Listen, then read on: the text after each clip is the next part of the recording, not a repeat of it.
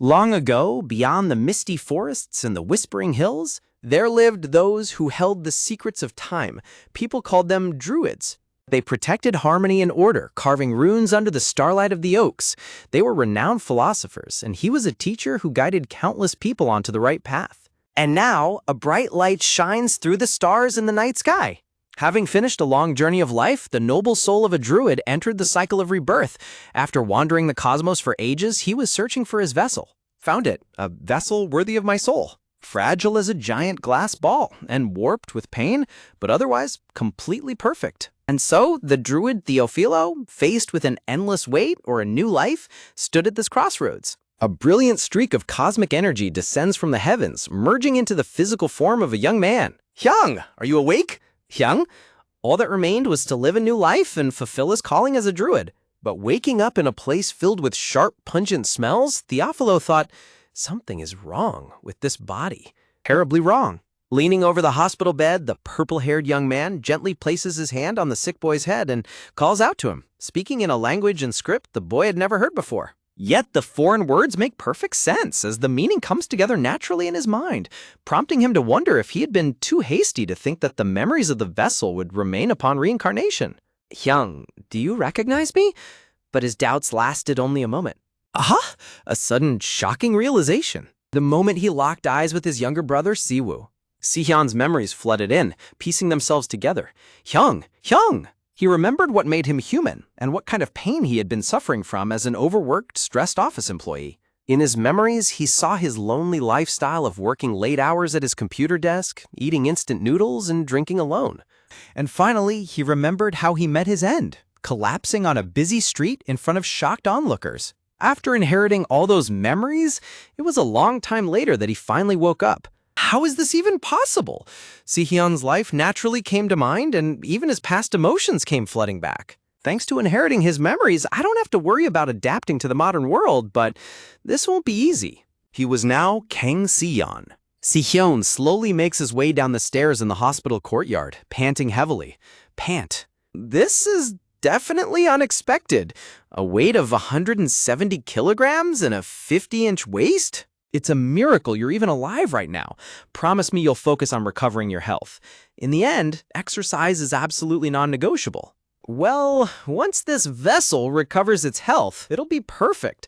Back when I was a druid, starving for a week was nothing. I'm used to this kind of hardship. The problem is, Blossom Sihyun extends his hand toward a potted plant, and a surge of green natural energy causes the leaves to sprout and grow. Sihyun sits quietly on the park bench, smiling warmly as white daisies begin to bloom all around his feet.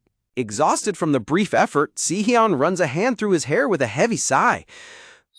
To think the nature force I gathered all day completely scattered just to bloom a single flower?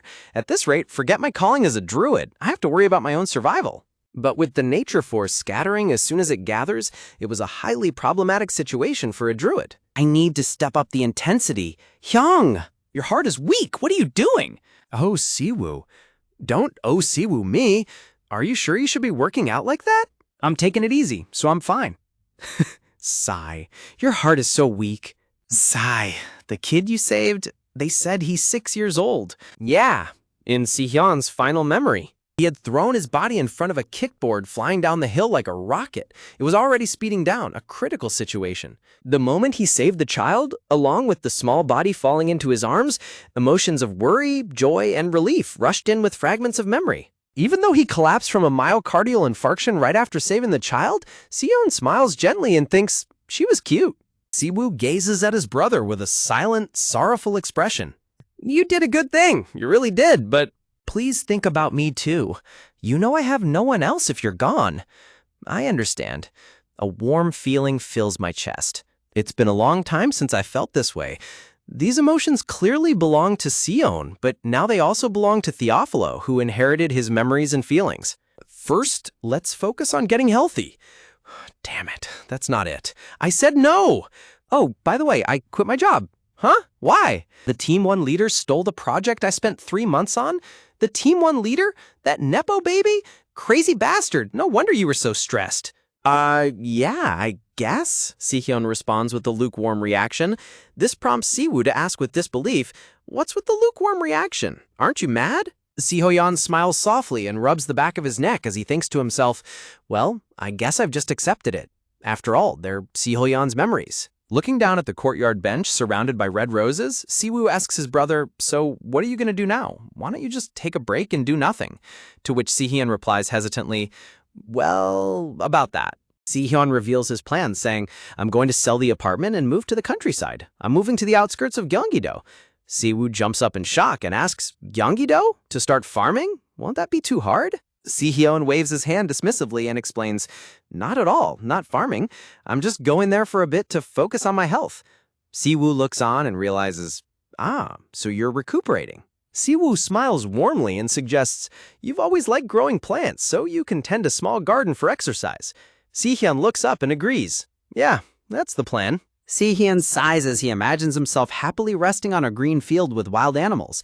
He knows he needs a forest right away to stabilize this weak vessel, thinking, a druid without nature force? Just the thought of it sends shivers down my spine. Siwoo points up excitedly and suggests, oh, then why don't you start filming for YouTube again? Your old plant parent channel is still up. However, Si-Hyun reacts with mild annoyance, saying, sounds like too much hassle. Siwoo insists, pointing out how many subscribers are leaving comments asking where the plant butler went. Si-Hyun remains unfazed, thinking doing too many things at once is just a waste of energy. Siwoo crosses his arms and pouts, visibly upset by his brother's refusal, while Si-Hyun sweats nervously under his brother's intense stare. Siwoo runs a hand through his pink hair and sighs, confessing, honestly, I'm just worried about what you'll be doing all by yourself in the countryside. Can't you just upload some simple videos for me? Si-Hyun can only stammer in response, huh? Well? Siwoo's eyes tremble with deep anxiety as they lock onto his brother, still harboring the lingering fear of almost losing him. Seeing his brother's emotional gaze, Si-Hyun realizes it's hard to say no when he looks at me like that. He chuckles inwardly at how Siwoo has successfully managed to break a druid's legendary stubbornness. Defeated by his younger brother's anxious expression, Si-Hyun finally sighs and gives in, saying, fine, I'll do it. Si-Hyun sets his conditions, saying, but I won't show my face and I'll only upload when I feel like it, like a diary. Siwoo grins with immense relief and replies, that's more than enough. Thanks, Yum. A brown-haired woman stands nearby in the courtyard, her attention suddenly drawn to the brothers' conversation as she listens in from the side. Si-Hyun gasps in surprise as a woman suddenly approaches them, catching both brothers completely off guard. Si-Hyun freezes and holds his breath as his heart begins to race, an involuntary physical reaction triggered by the woman's unexpected presence. Watching his body's automatic reaction, Si-Hyun notes he must have really loved her. Meanwhile, Siwoo asks in confusion, who is she? As Si-Hyun coldly demands, what brings you here? Although she was the woman Si-Hyun once loved, Theophilo's newly inherited instincts scream a warning as his eyes glow a sharp natural green. The woman looks concerned as she says, I had no idea you went through surgery. But behind her polite facade, Si-Hyun's memories reveal her true malicious nature as a thoroughly deceitful person.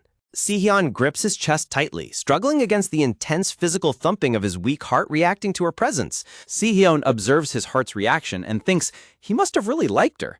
The narration reveals that she is Ayoung, Si-Hyun's workplace colleague and former crush. Si-Hyun's memories, how Ayoung craftily exploited his kindness.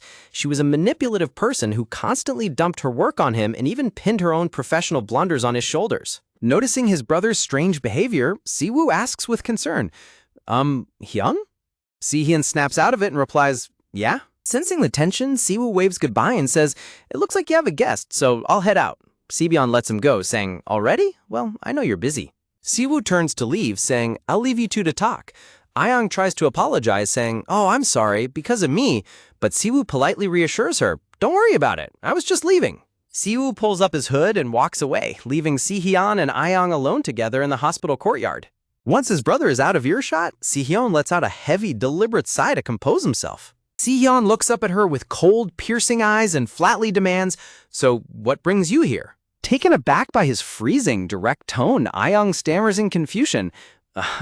Well, wait. Si-Hyun watches her with an annoyed, suspicious expression, noting to himself that she is clearly flustered by his unusual coldness. Ayoung is stunned by his sudden coldness since he used to look at her with sweet eyes and speak kindly. She nervously explains, oh, it's just the branding story, the core of the project, is missing. Ayoung tries to push the blame back on him, asking, wasn't this Si-Hyun's responsibility? I mean, I heard it was a project you were involved in. But Sihan thinks coldly, but the one who liked you was Sihan, not me, Theophilo? Sihyun looks at her with an utterly blank face and deadpans, I don't remember that. Sihyun lies smoothly, explaining, it was a major surgery under general anesthesia. I've lost my memory of a few things. Ayoung panics and pleads, wait, no, please try to think. It's important, so I'm sure you'll remember. Ayoung's face contorts in shock and disbelief as Sihyun calmly asserts, it's not important to me, is it? I've submitted my resignation. It's not my project anymore. Sihyun feigns worry, saying mockingly, oh, this is bad, while keeping his eyes fixed on Anyam.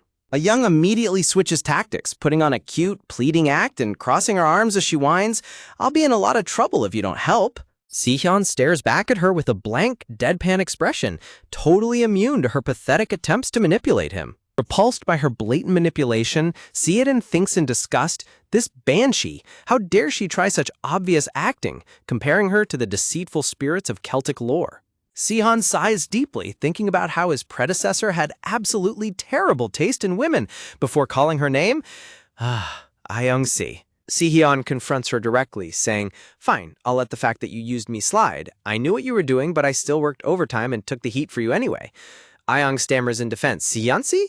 What are you? Sihyun stands his ground and reprimands her, asking, but coming here and doing this to someone who submitted their resignation because of that project? Isn't that crossing the line? Sihyun calmly tells her she can do it herself. Ayoung shouts defensively, well, of course I am. I only asked out of respect for the person in charge. But Sihyun shuts her down, stating, I'm not the person in charge anymore, leaving her speechless. Her facade completely crumbles as she grinds her teeth in pure rage, her aura turning dark and purple as she weakly lies, I was only doing this because I was worried about you, Sihyun-si. Sihyun closes his eyes calmly and mocks her, saying, right, that look is much more natural than that forced, fake smile. With this final confrontation, his body's lingering emotional connection to her finally begins to fade. As Ayoung storming off is shown in the background, Sihyun embraces his new identity, thinking with determination, because now I, Theophilo, am Sihyun. Sihyun stands up from the bench and dismisses her coldly, saying, you should leave now. I don't think we have anything left to discuss. Ayoung can only call out his name in frustration, Sihyun-si. Sihyun walks away from her without looking back, tossing a final instruction over his shoulder. Send anything else via text. Standing in the hospital courtyard, Ayoung trembles in pure frustration and shock at Sihyun's cold dismissal. Her face contorted with anger, Ayoung screams at him, wishing him a speedy recovery in a venomous tone before turning to leave. Sihyun watches her go with a calm, indifferent expression, noting how easily she says things she doesn't actually mean. Sihyun smiles peacefully as his work phone buzzes in the background, fully intending to ignore every single call from his former company. A small, cheerful sparrow flutters down from the sky, its feathers drifting gently through the warm air. The little sparrow perches on Sihyun's shoulder as he smiles and asks if he was too loud, reflecting on how quickly his time in the hospital has passed. Sihyun's eyes sparkle with absolute wonder and delight as he is presented with a plate of fresh, glowing strawberries. In the hospital ward, Sihyun's friendly presence has completely won over the staff and other patients, who now smile and cheer him on. The nurse blushes and explains she brought the fruit to cheer him on for taking such good care of himself, not to get on his famous brother's good side. The nurse points to a diagram of berries, explaining that while his blood sugar is high, berries are perfectly fine for him to eat. Sihyun brings a ripe red strawberry to his mouth, excited to take his very first bite of the fresh fruit.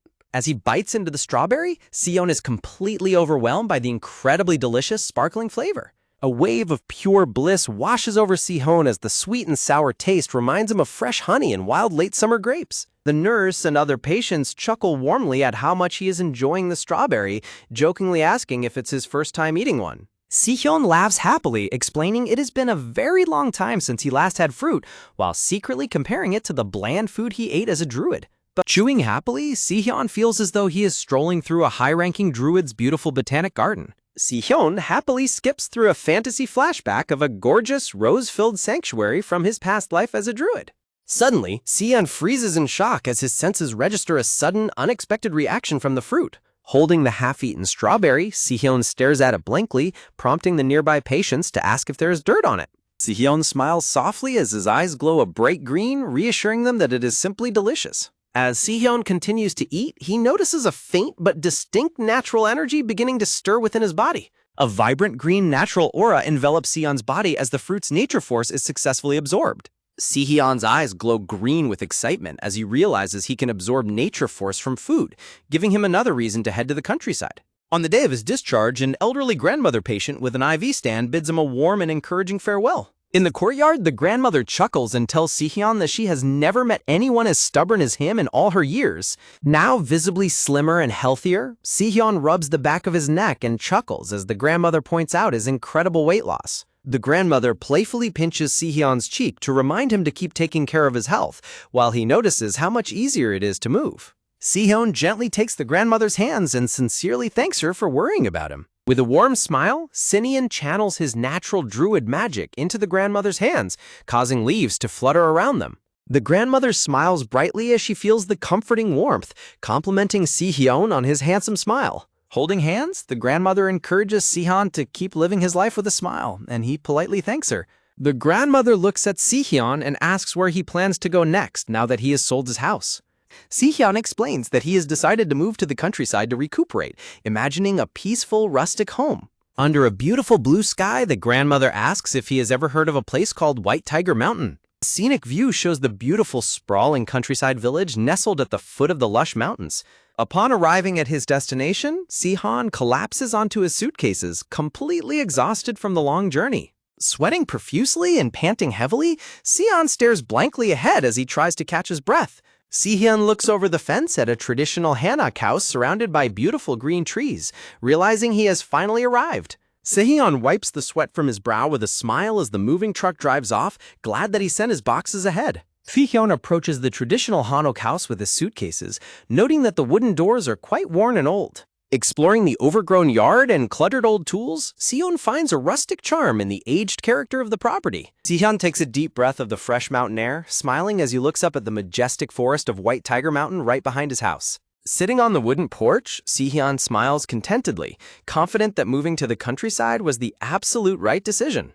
However, his expression suddenly shifts to a slight frown as he takes a closer look at the yard. Looking out at the vast yard, Si-hyun realizes it is completely overrun with thick, useless weeds. Si-hyun sweat drops with an amused smile, realizing the unfamiliar ecosystem means his previous memories of plants won't be of much help here. Si-hyun smirks confidently, undeterred by the challenge ahead. Si-hyun stands up resolutely, reminding himself that there is no need to worry and that the wild is always on his side as long as he has his nature force. Si-hyun pumps his fist in the air with a bright smile, ready to clean his new home and put his wilderness survival skills to the test. Poking his head through the tall grass, Si-hyun is delighted to discover a small stone well hidden in his yard. Si-hyun arrives at the local market on his bicycle, the tire screeching slightly as he brings it to a stop. Si-hyun decides to take a quick break from clearing the weeds in his yard to do some essential shopping at the local street market.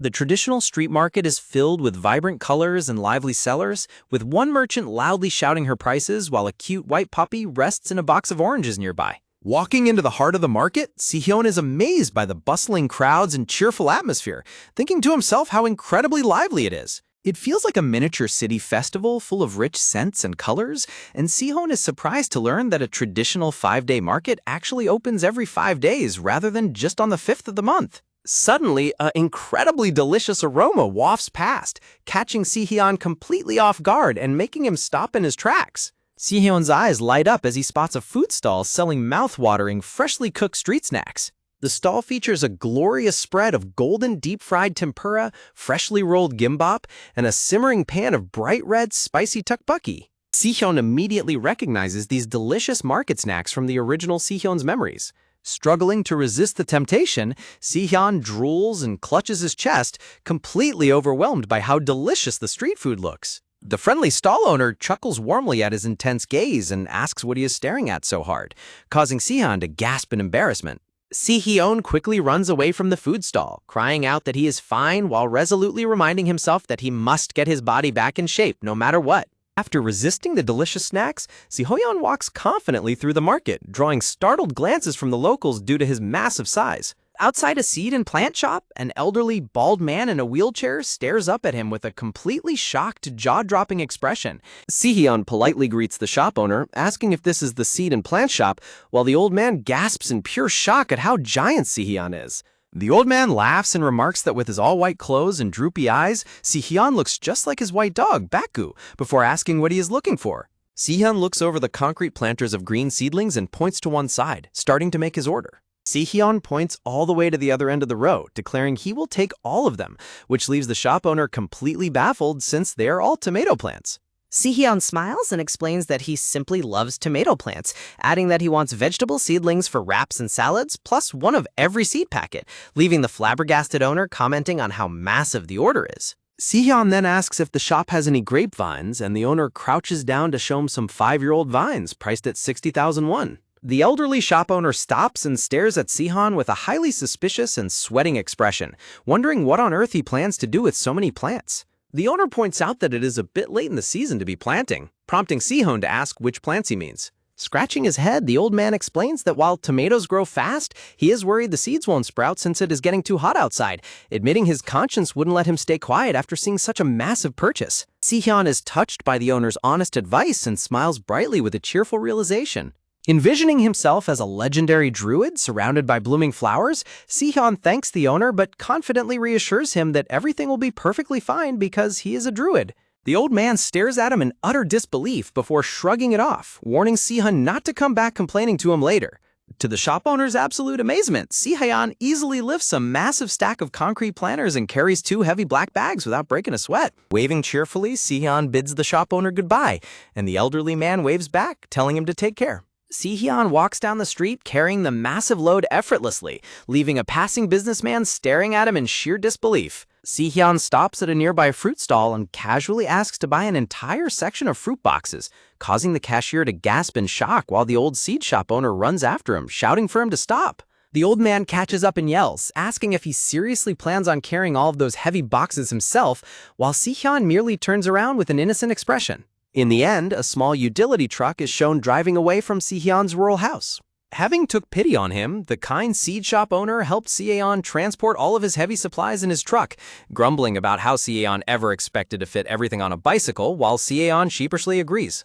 Si-hyun stands in his yard looking highly embarrassed next to his bicycle and boxes, realizing that such basic oversight was quite shameful for a druid. Wiping his sweat drop, Si-hyun prepares himself to get to work. Looking out at his overgrown front yard, Si-hyun decides to move his new supplies to the side first before finishing pulling the weeds. Suddenly, an unfamiliar voice calls out, causing Si-hyun to turn around in surprise. A stern, weathered older man wearing a cap and holding a hunting rifle over his shoulder stands at the gate, glaring at Si-hyun. Exuding a dark and terrifying aura, the hunter suspiciously demands to know if Si-hyun is planning on living here, noting that he has never seen him around before. Despite the terrifying first impression, the scene cutely shifts to the two of them weeding the yard together, with Si-hyun happily pulling grass on his knees. The stern neighbor looks back over his shoulder, still keeping a highly suspicious glare on Si-hyun. In response, Si-hyun simply beams back with a bright, adorable smile, causing the old man to sweat drop and awkwardly clear his throat. The neighbor advises Si-hyun that he needs to fix his broken fence and gate immediately,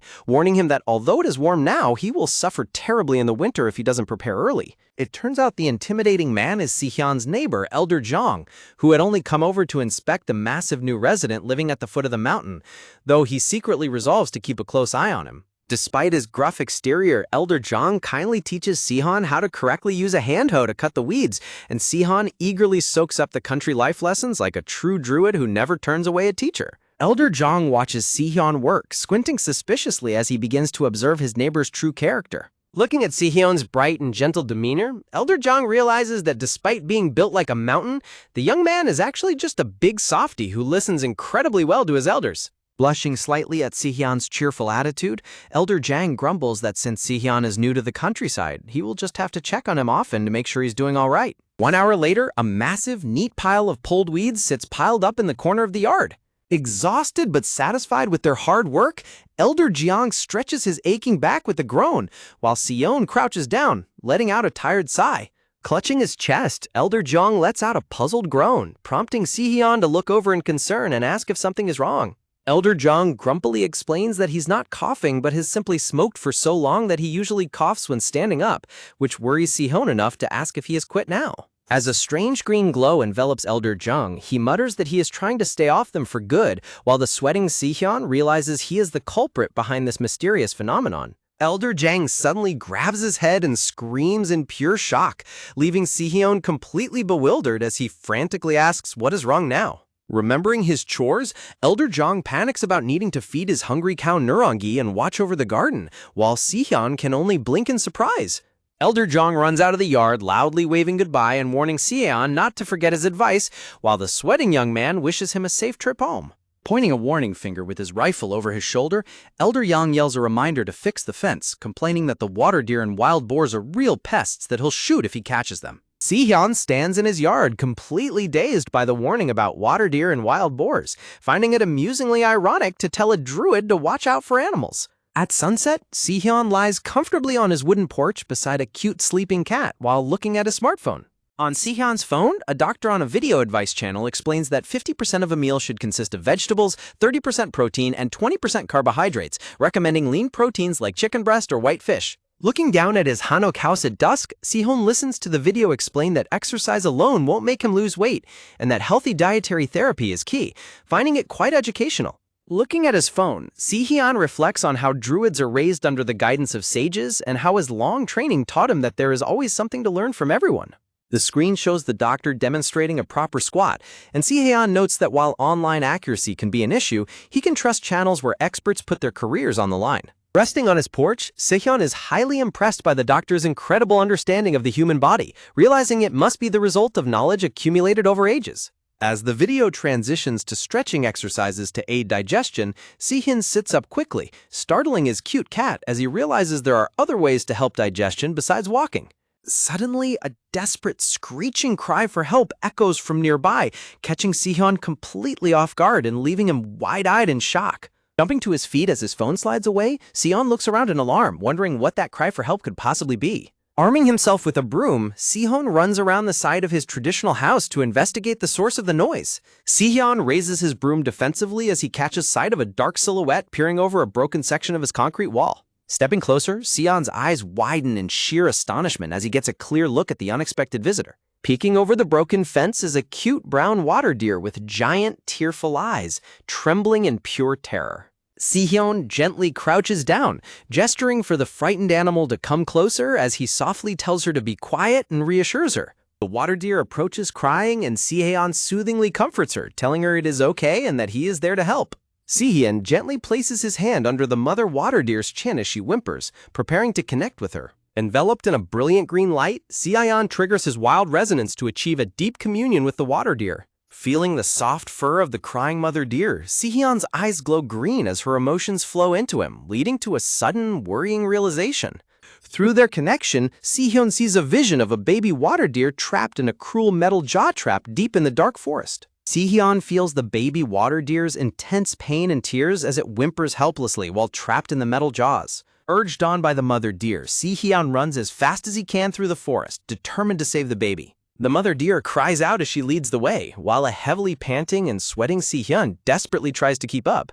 Sihyun struggles uphill, realizing that climbing a mountain in his current body is a grueling task that leaves him completely out of breath. Despite his racing heart and exhaustion, Sihyun pushes himself forward, determined to save the baby deer as quickly as possible. Sihyun bursts through the thick mountain brush, searching frantically for any sign of the trapped animal. Sihyun finally finds the crying mother deer standing over her trapped baby, who is whimpering in pain on the ground.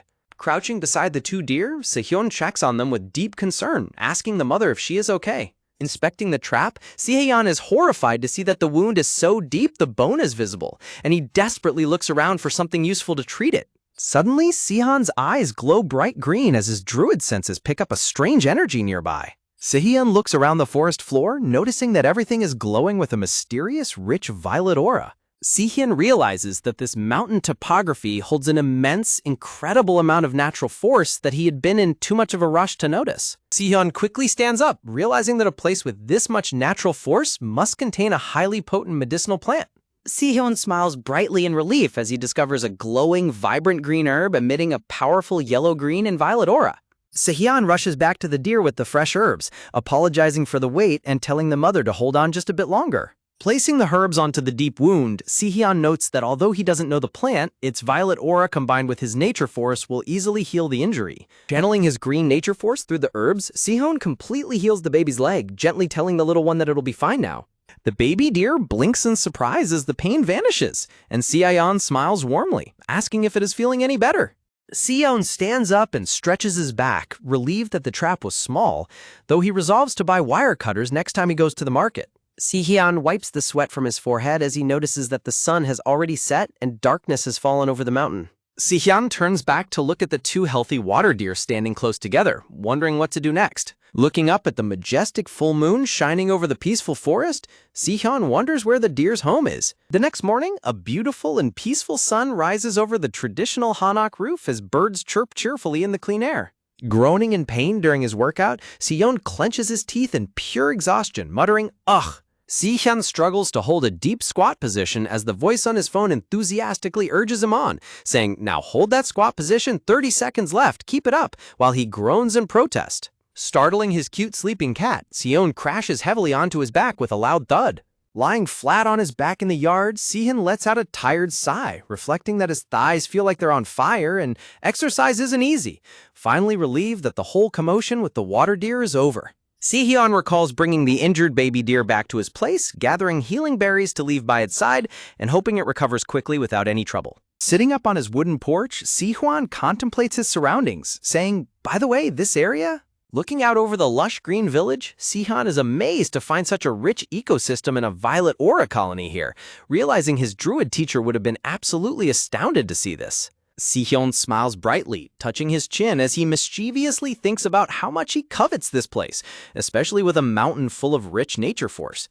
Si-hyun stretches his arms high above his head, declaring that it is time to finally get started on his garden. Wearing a straw hat, arm sleeves, and a small bag, Si-hyun proudly poses with his gardening trowel, ready to tackle the yard. Holding up a small bag of seeds, Si-hyun says, "Let's see," as he plans his planting. Si-hyun excitedly lists the seeds he has prepared to plant, including tomatoes, grapes, carrots, and lettuce. Si-hyun happily holds up a small potted plant, eager to show off his professional Druid skills for the first time in a long while. Si-hyun reflects on the grueling decades of Druid training he received from a very young age, culminating in a natural ritual and continuous hardship. Si-hyun crouches down to start planting the seeds as his cute orange cat sits nearby, keeping him company. Suddenly, Si-hyun drops his gardening trowel as a sharp pain shoots through his body.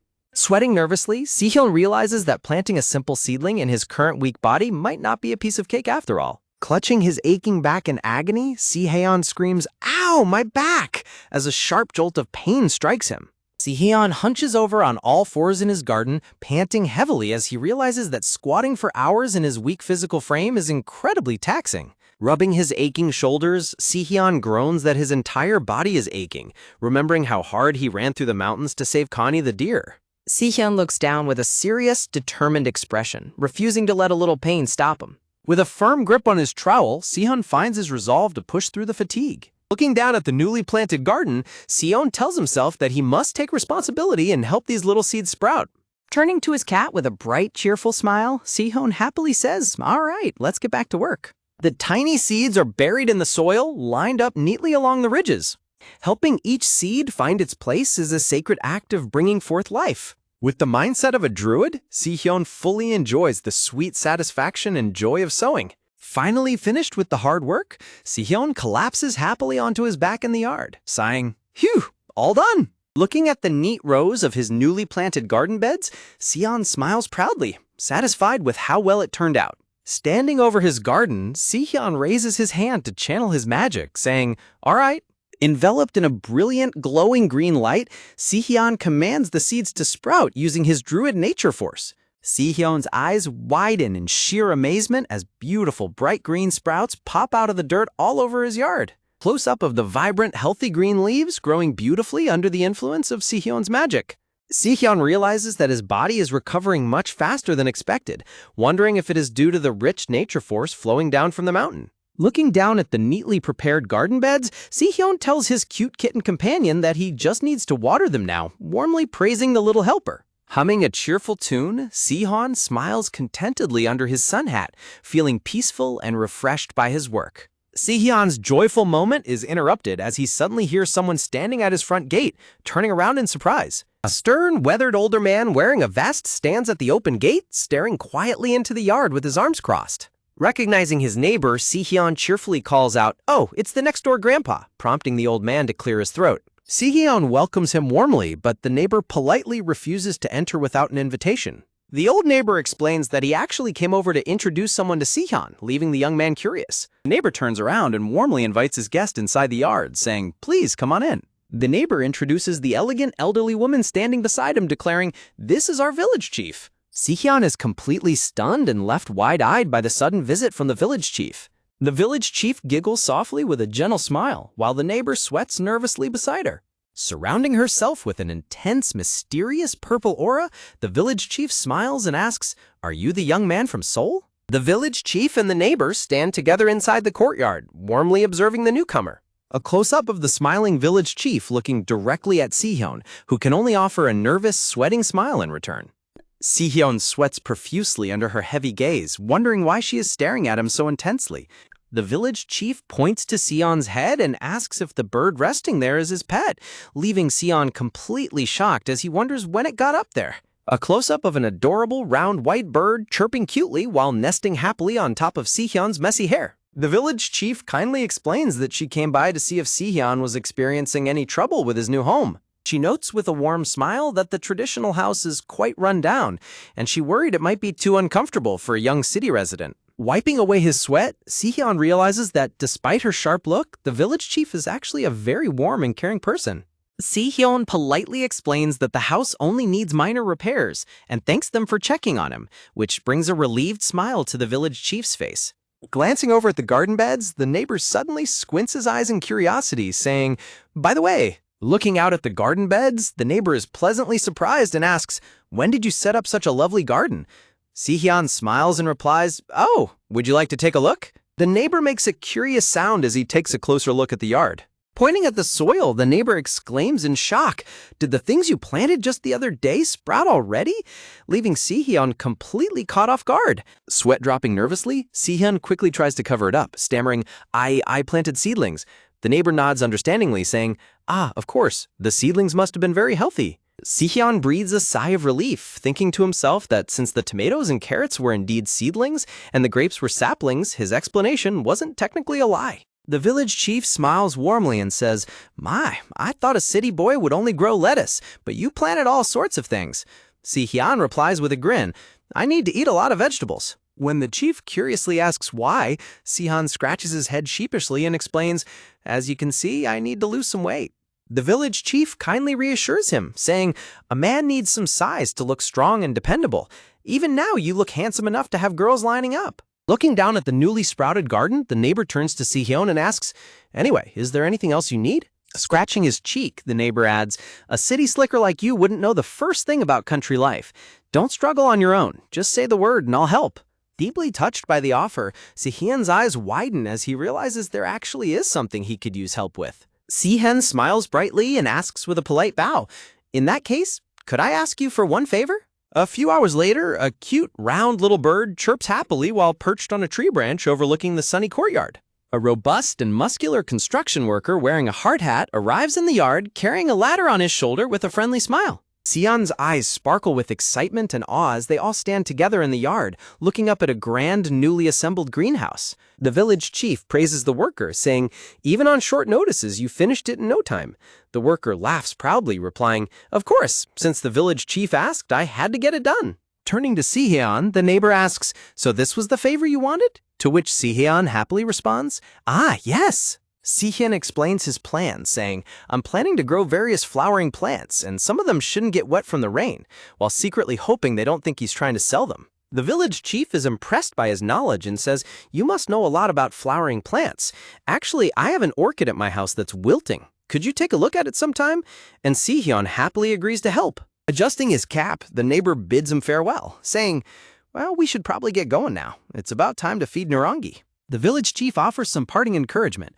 "Work hard on your farming. If it goes well, it'll bring in some good money." Sihyun bows deeply, replying, "Yes, thank you so much. Have a safe trip back." Watching his guests leave, Sihyun smiles contentedly, thinking about his good fortune. And just like that, Sihyun successfully secures his very own personal greenhouse in the courtyard. Holding up his smartphone on a gimbal stabilizer, Sihyun opens his greenhouse door with a warm, welcoming smile to start recording his next vlog. Facing the camera, Sihyun enthusiastically shares, "Can everyone see this clearly? A greenhouse. I feel like my dream has finally come true." Walking deeper inside, he points out his new layout, saying, "Over here, I've placed some precious flowering plants." Pointing to the delicate pots, he explains, "They're very sensitive to temperature and humidity, and I have to be careful with their sunlight exposure. But I think they'll love it here since they can get sunlight tailored to their needs." Deciding it's time to do some magic, Si-hyun tells himself, "Now then, let's pause the recording for a moment," as his finger presses the pause button. Setting his phone aside on the dirt floor, Si-hyun crouches down low to prepare his nature spell. With a focused shout of circulation, Si-hyun unleashes a radiant wave of green druid magic from his hands into the ground. Si-hyun watches with a satisfied smile as little mounds of earth begin to wiggle and shift. Using his unique druid magic, he activates a spell that stimulates the living organisms in the soil, causing earthworms and microbes to move actively to naturally enrich the earth. Scooping up a handful of rich, dark dirt, Si-hyun marvels. "It's been so long since I've seen soil this full of life." Si-hyun remembers his past life as a druid, when he lived in a sanctuary in the heart of an ancient oak forest bordering vast wheat plains. He fondly recalls the crops he used to be so familiar with back then, such as olives, grapes, apples, and pears. Though he was once used to cultivating fruit trees, he feels a flutter of excitement at the thought of growing so many different medicinal herbs and mushrooms here. Si-hyun plans his next step, saying, "I should plant some herbs and medicinal herbs here. There's a limit to what I can learn from the internet, so I should buy some books and start studying properly." Suddenly, Si-hyun is startled out of his thoughts by the loud ringing of his phone. Looking down at the screen, he mutters in surprise, "Comment notifications?" His eyes widen in shock as he reads the flood of supportive and amused comments left by his viewers. The druid's back is shrinking, he's going to turn into a tiny elf, and came here to heal but ended up getting diet motivation. A warm, heartfelt smile spreads across Si-hyun's face as he whispers, "I never expected this kind of reaction. It really warms my heart." He reflects on how a video he expected to be boring is drawing people in because they appreciate seeing a real, genuine story unfold. Under a beautiful night sky painted with shooting stars, Si-hyun realizes his viewers are eagerly sharing this journey with him, finding curiosity and joy in his daily life. Just like his days of old, sitting around campfires and sharing stories with companions, his viewers are using his journey as motivation to change their own lives. Si-hyun's eyes glow with a warm and gentle determination as he looks at the screen. Looking over at his orange cat, Si-hyun smiles softly and says, "Yeah." Si-hyun looks up at the bright blue sky over his home, thinking to himself, "I'm really glad I came down here." The next morning, a peaceful breeze blows through the courtyard, rustling the leaves beside a watering can and a wheelbarrow. Suddenly, Si-hyun lets out a shocked gasp as he steps onto his bathroom scale, completely stunned by the number staring back at him. Si-hyun cheers in pure ecstatic disbelief, shouting, The weight! I can't believe I lost this much weight!" Having successfully dropped from 150 kilograms to 129 kilograms, a total loss of 21 kilograms. Si-hyun happily reflects on his rapid recovery, thinking that his leaking nature force is quickly replenishing and his physical vessel is growing stronger, which will surely allow him to regain his health in no time. On the wooden deck, his plump orange tabby cat sits in a cozy loaf position, looking up with wide, curious eyes. Holding his smartphone on a gimbal stabilizer, Si-hyun walks out of his traditional house's courtyard gate, explaining to his vlog viewers that he plans to water his garden and visit an elderly neighbor's house because the neighbor has something to give him. As he walks along the scenic country path, Si-hyun turns to the camera and suggests doing a quick Q&A by reading some comments from his viewers. He reads the first comment from user BLS 2022. "Druid, how tall are you? You have the build of a Syrian wrestler." Walking along the quiet road surrounded by green fields, Si-hyun chuckles with amusement at the thought of being compared to a traditional Korean serum wrestler. Scratching his head, Si-hyun sheepishly answers that he is 183 centimeters tall, a measurement recently verified at the hospital, though he admits his weight is also close to that of a wrestler. He moves on to the next comment from user Unimuni, who asks if he doesn't use pesticide since they spotted some bug bites on his perilla leaves in the last video, causing Si-hyun to look surprised as he sees a cartoon caterpillar on screen. Si-hyun explains to his viewers that he prefers not to use any pesticides or chemical sprays on his crops, especially since he's the one who will be eating them. He points out his secret weapon, explaining that he plans to use the mint he's growing to keep pests away naturally, since bugs absolutely detest the scent of mint. Si-hyun wraps up the QA session, warmly thanking his viewers for their interest and inviting them to leave more questions when he is suddenly interrupted. Si-hyun's eyes widen in absolute shock as a loud, desperate scream echoes from somewhere nearby. Stopping in his tracks, Si-hyun looks around in confusion, realizing that the familiar, crying sound is coming from a nearby path. In the distance, Si-hyun spots a dark figure running through the dust, chasing after a small, frantic animal. Suddenly, a wild water deer comes charging down the path with teary, swirling eyes, running for its life as leaves fly everywhere. A man's legs sprint into the frame as he furiously shouts at the running animal, "Hey, get back here!" leaving Si-hyun completely stunned. A close-up of Si-hyun's face as his jaw drops in utter disbelief and panic at the chaotic scene unfolding before him. A furious old neighbor wearing a vest and cap charges down the road, wielding a shotgun and surrounded by a terrifying purple aura as he screams, "You damn water deer pest!" Si-hyun gasps in horror as he watches the angry elder prep his gun to shoot the poor fleeing animal. The neighbor rushes past Si-hyun, ignoring everything as he yells, "Stop right there!" Under a dark, dramatic sky, the terrified water deer flees at maximum speed while the old man relentlessly pursues it with his shotgun, leaving Si-hyun in a state of utter panic. The old neighbor stomps through the grass, yelling, "Get back here, you little rascal!" while Si-hyun chases after him in the background. Si-hyun runs as fast as he can, desperately shouting, "Wait, grandfather, don't shoot!" Panting heavily, Si-hyun realizes that the grandfather can't hear him over the sound of his own running, and that the poor water deer is in grave danger of being shot. Knowing he must act immediately, Si-hyun focuses his energy and steps his foot firmly onto the grass, channeling his green Druid magic. With a focused shout of bind, Si-hyun unleashes glowing green Druid magic, causing thick, leafy vines to sprout rapidly from the ground and wrap tightly around the grandfather's boot.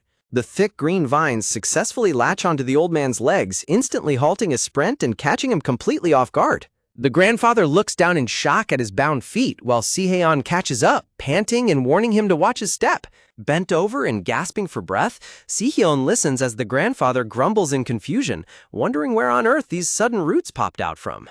The old man angrily tries to push past Si-hyun to go after the water deer shivering in the grass, while Si-hyun desperately holds him back, pleading with him to calm down. Looking over at the frightened water deer, Si-hyun has a sudden stroke of genius and realizes how he can save the animal. Pointing dramatically at the water deer, Si-hyun shouts at the top of his lungs, "That little guy is my pet," which leaves the grandfather completely dumbfounded. The grandfather turns back to look at Si-hyun with extreme skepticism, asking if he's pulling his leg, while a nervous Si-hyun insists it's true and that he rescued the deer from a trap the other day. To prove his claim, Si-hyun kneels in the grass and calls out gently to the water deer, telling the grandfather to just watch. Activating a soft green Druid energy, Si-hyun smiles warmly at the water deer, which perks up its ears in recognition. The water deer happily leaps right into Si-hyun's arms with joyful chirps, leaving the old neighbor completely flabbergasted as he mutters that the animal actually answers him. Si-hyun lovingly cradles the whimpering water deer while the grandfather sighs, grumbling that if it's such a good animal, he wants to know why it tore up his sweet potato field. As the water deer affectionately licks Si-hyun's cheek, the grandfather sternly orders him to put a collar on it, warning that if it ruins his field again, he'll bill Si-hyun, to which Si-hyun quickly agrees. Putting his shotgun over his shoulder, the old man turns to leave and reassures Si-hyun that he was only using blank cartridges anyway, as he would never actually kill a young animal, no matter how angry he gets. Walking back down the road, the grandfather warns Si-hyun that water deer hunting season is coming up, so he had better build a cowshed or do something to protect the animal before hunters arrive. The grandfather then explains that he actually called Si-hyun over because the village chief made some delicious jelly for him to take home. He vividly describes how the acorn jelly tastes amazing when tossed with lettuce, spices, and a generous splash of perilla oil, prompting a grateful Si-hyun to thank him profusely. Bidding Si-hyun farewell, the grandfather tells him to take good care of the animal and head home, as Si-hyun politely bows and says goodbye. Once the old man is out of sight, Si-hyun lets out a massive sigh of relief, while the confused water deer looks up at him with a tilted head. Si-hyun turns to the water deer and gently lectures it, warning that if it digs up the grandfather's sweet potato field again, they will both be in real trouble, causing the deer to look dejected. Suddenly, a bright idea pops into Si-hyun's head as he remembers something. Si-hyun smiles and asks the water deer to turn its neck toward him for a second, while a cat meows in the background. A close-up of the adorable water deer looking extremely proud and cute as it wears a beautiful pink bandana around its neck. The water deer happily bounces around with its new pink bandana, while a relieved Si-hyun claps and explains that with this, people will know it has an owner and won't try to hurt it. Si-hyun happily tells the water deer to go back to its mother, as a tractor rumbles across the beautiful green fields under the clear blue sky. Outside Grandfather Zhang's peaceful country house, little birds chirp cheerfully under the clear blue sky. Inside, Grandfather Zhang picks up a delicious piece of acorn jelly with his chopsticks, preparing to take a bite. Chewing on the savory jelly, Grandfather Zhang grumbles to himself about the absurdity of Si-hyun keeping a wild water deer as a pet instead of a normal dog or a cat. Meanwhile, Si-hyun warmly cuddles the sweet water deer, insisting that it is a very good animal, while Grandfather Zhang looks on with a skeptical huff. As Grandfather Zhang sits alone on his porch, a cute little bird on a nearby tree branch chirps merrily, wondering what kind of strange fellow would keep a deer as a pet. Having safely returned the water deer to the mountain, an exhausted Si-hyun pants heavily as he walks back to his house, catching his breath after the long run. Suddenly, someone calls out to him, prompting Si-hyun to stop in his tracks and look up in surprise. To his amazement, Si-hyun spots a white SUV parked outside his gate, and none other than Si-woo waving at him from the courtyard. Si-hyun asks what brings him here and how he found the time in his busy schedule, to which a smiling Si-woo explains that he had some free time and decided to drop by. Curiously pointing to the man standing next to him, Si-hyun asks who he is, and Si-woo introduces him as his road manager who wanted to say hello. The manager sheepishly scratches his head and explains that the house actually belonged to his grandmother and he had simply mentioned it to Si-woo. The manager asks how Si-hyun likes living there since the house had been empty and difficult to maintain, but Si-hyun warmly reassures him that it is quiet and lovely. Si-hyun opens the gate wide and cordially invites them inside to chat over some warm tea, which they happily agree to. However, as soon as they step through the gate, both Si-woo and the manager freeze in utter shock. Si-woo's eyes widen in disbelief as he takes in the sight of the courtyard. Looking at the main house, Si-woo is completely dumbfounded by the broken screens and rundown appearance, wondering if this place is actually abandoned. Si-woo remarks that no matter how nicely he looks at it, the house still looks abandoned, while a defensive Si-hyun insists he scrubbed it incredibly hard. Sweating sheepishly, Si-hyun explains that he has only cleaned it up for now and plans to renovate it later, leaving his guests standing in silent disbelief. Si-woo mutters that even so, this is a bit much, while a manager looks on with a stunned expression. Suddenly, Si-woo's eyes light up as he points to the garden plots, asking if those are the crops from his videos, which surprises Si-hyun. Walking over to the garden, Si-woo is impressed and admits that the neatly arranged plots actually look quite nice. The manager is deeply moved by the sight of the lush mint plants, praising Si-hyun for making it look so beautiful, which makes a blushing Si-hyun scratch his head in gratitude. The manager's eyes well up with tears, catching Si-hyun completely off guard. A panicked Si-hyun asks if he is actually crying, while the embarrassed manager quickly covers his face and sniffs. Wiping his tears, the manager emotionally explains that his grandmother loved this house and always called it a blessed spot, and seeing someone living in it again makes him incredibly happy. He expresses his deep relief that the house went to someone as wonderful as Si-hyun, wishing him health and happiness, which deeply touches Si-hyun. Eager to explore more, Si-woo points toward the greenhouse and asks for permission to check it out, which Si-hyun happily grants. Si-woo cheerfully runs off toward the greenhouse, leaving Si-hyun and the manager smiling warmly at his energetic behavior. Under the beautiful afternoon sky, Si-woo runs around the spacious courtyard, thoroughly exploring every single corner of the property. In the greenhouse, Si-woo holds up Si-hyun's chubby orange cat with a joyful smile while Si-hyun snaps a photo, feeling a deep sense of relief seeing his friend look so happy and at ease. Before long, the warm orange sun begins to set over the rooftop, painting the countryside in beautiful sunset hues. Sitting in the passenger seat of his car, a satisfied Si-woo gives Si-hyun a playful nod of approval. Si-woo admits that he was initially very worried about him, but seeing how well Si-hyun has adapted to country life has finally allowed him to relax. He jokingly orders Si-hyun to renovate the place, install a powerful air conditioner, and make it look spectacular before he returns with the rest of his idol group. Si-hyun smiles warmly at his friend's playful demands and promises to get it done. As the car is about to pull away, Si-hyun calls out Si-woo's name, prompting him to look back curiously. Standing by the gate, Si-hyun waves under the glowing sunset sky, warmly thanking Si-woo for coming and telling him to visit again soon. Inside the car, both Si-woo and the manager smile, with the manager politely bidding Si-hyun farewell and promising to take care. Si-woo tells Si-hyun to take care of his health, focus on his recovery, and drops a mysterious hint about a present he sent that should be arriving soon. As the car drives away in a cloud of dust, Si-woo waves out the window, playfully telling him that he'll have to wait and see what the present is. Left alone in the quiet dusk, Si-hyun wonders what the surprise could be as the warm glow of the sunset settles over the fading sound of the engine. Suddenly, the adorable water deer hops up with a cheerful squeak, and Si-hyun proudly decides to name his new companion Bangle after the bell on its neck. Meanwhile, the story shifts to the bustling city of Gangnam in South Korea, at the headquarters of RV Entertainment. From inside the towering corporate building, a loud, dramatic scream of terror suddenly echoes through the halls. Inside the practice room, Hisu, the main vocalist of the idol group Tracker, screams in pure horror while staring at his phone screen. Jerome, the group's main dancer, looks over in mild annoyance and asks why on earth he is screaming so loudly. Leo, the group's leader and rapper, also turns around in confusion, asking what Hisu is watching that could possibly scare him so much. Just then, Siwoo enters the room with a mischievous, shadowy smile, chuckling quietly to himself. With a dramatic grin, Siwoo holds up his phone to show his teammates a cartoonish green caterpillar crawling on a leaf, proudly announcing his find. Leo and Hisu recoil in absolute disgust and terror at the screen, while a laughing Siwoo cheerfully explains that he is simply watching his brother's vlog channel. Inside the practice room, the door swings open as someone asks if Healing in the Countryside is indeed the name of Sihyun's vlog channel. Holding up his glowing phone screen, the handsome sub-vocalist K of Tracker is asked by a teammate if he watches the channel too. Looking stylish yet slightly skeptical, K holds his hand near his neck as a teammate comments with a chuckle that watching healing videos is so unlike his usual self. As a teammate sits down with a cheerful smile, he praises Sihyun's impressive handiwork and creativity, prompting a curious member to ask what exactly he does. He excitedly points to his phone, describing how amazing the home-cooked dishes look and how the fresh vegetables look like they were styled for a professional photo shoot.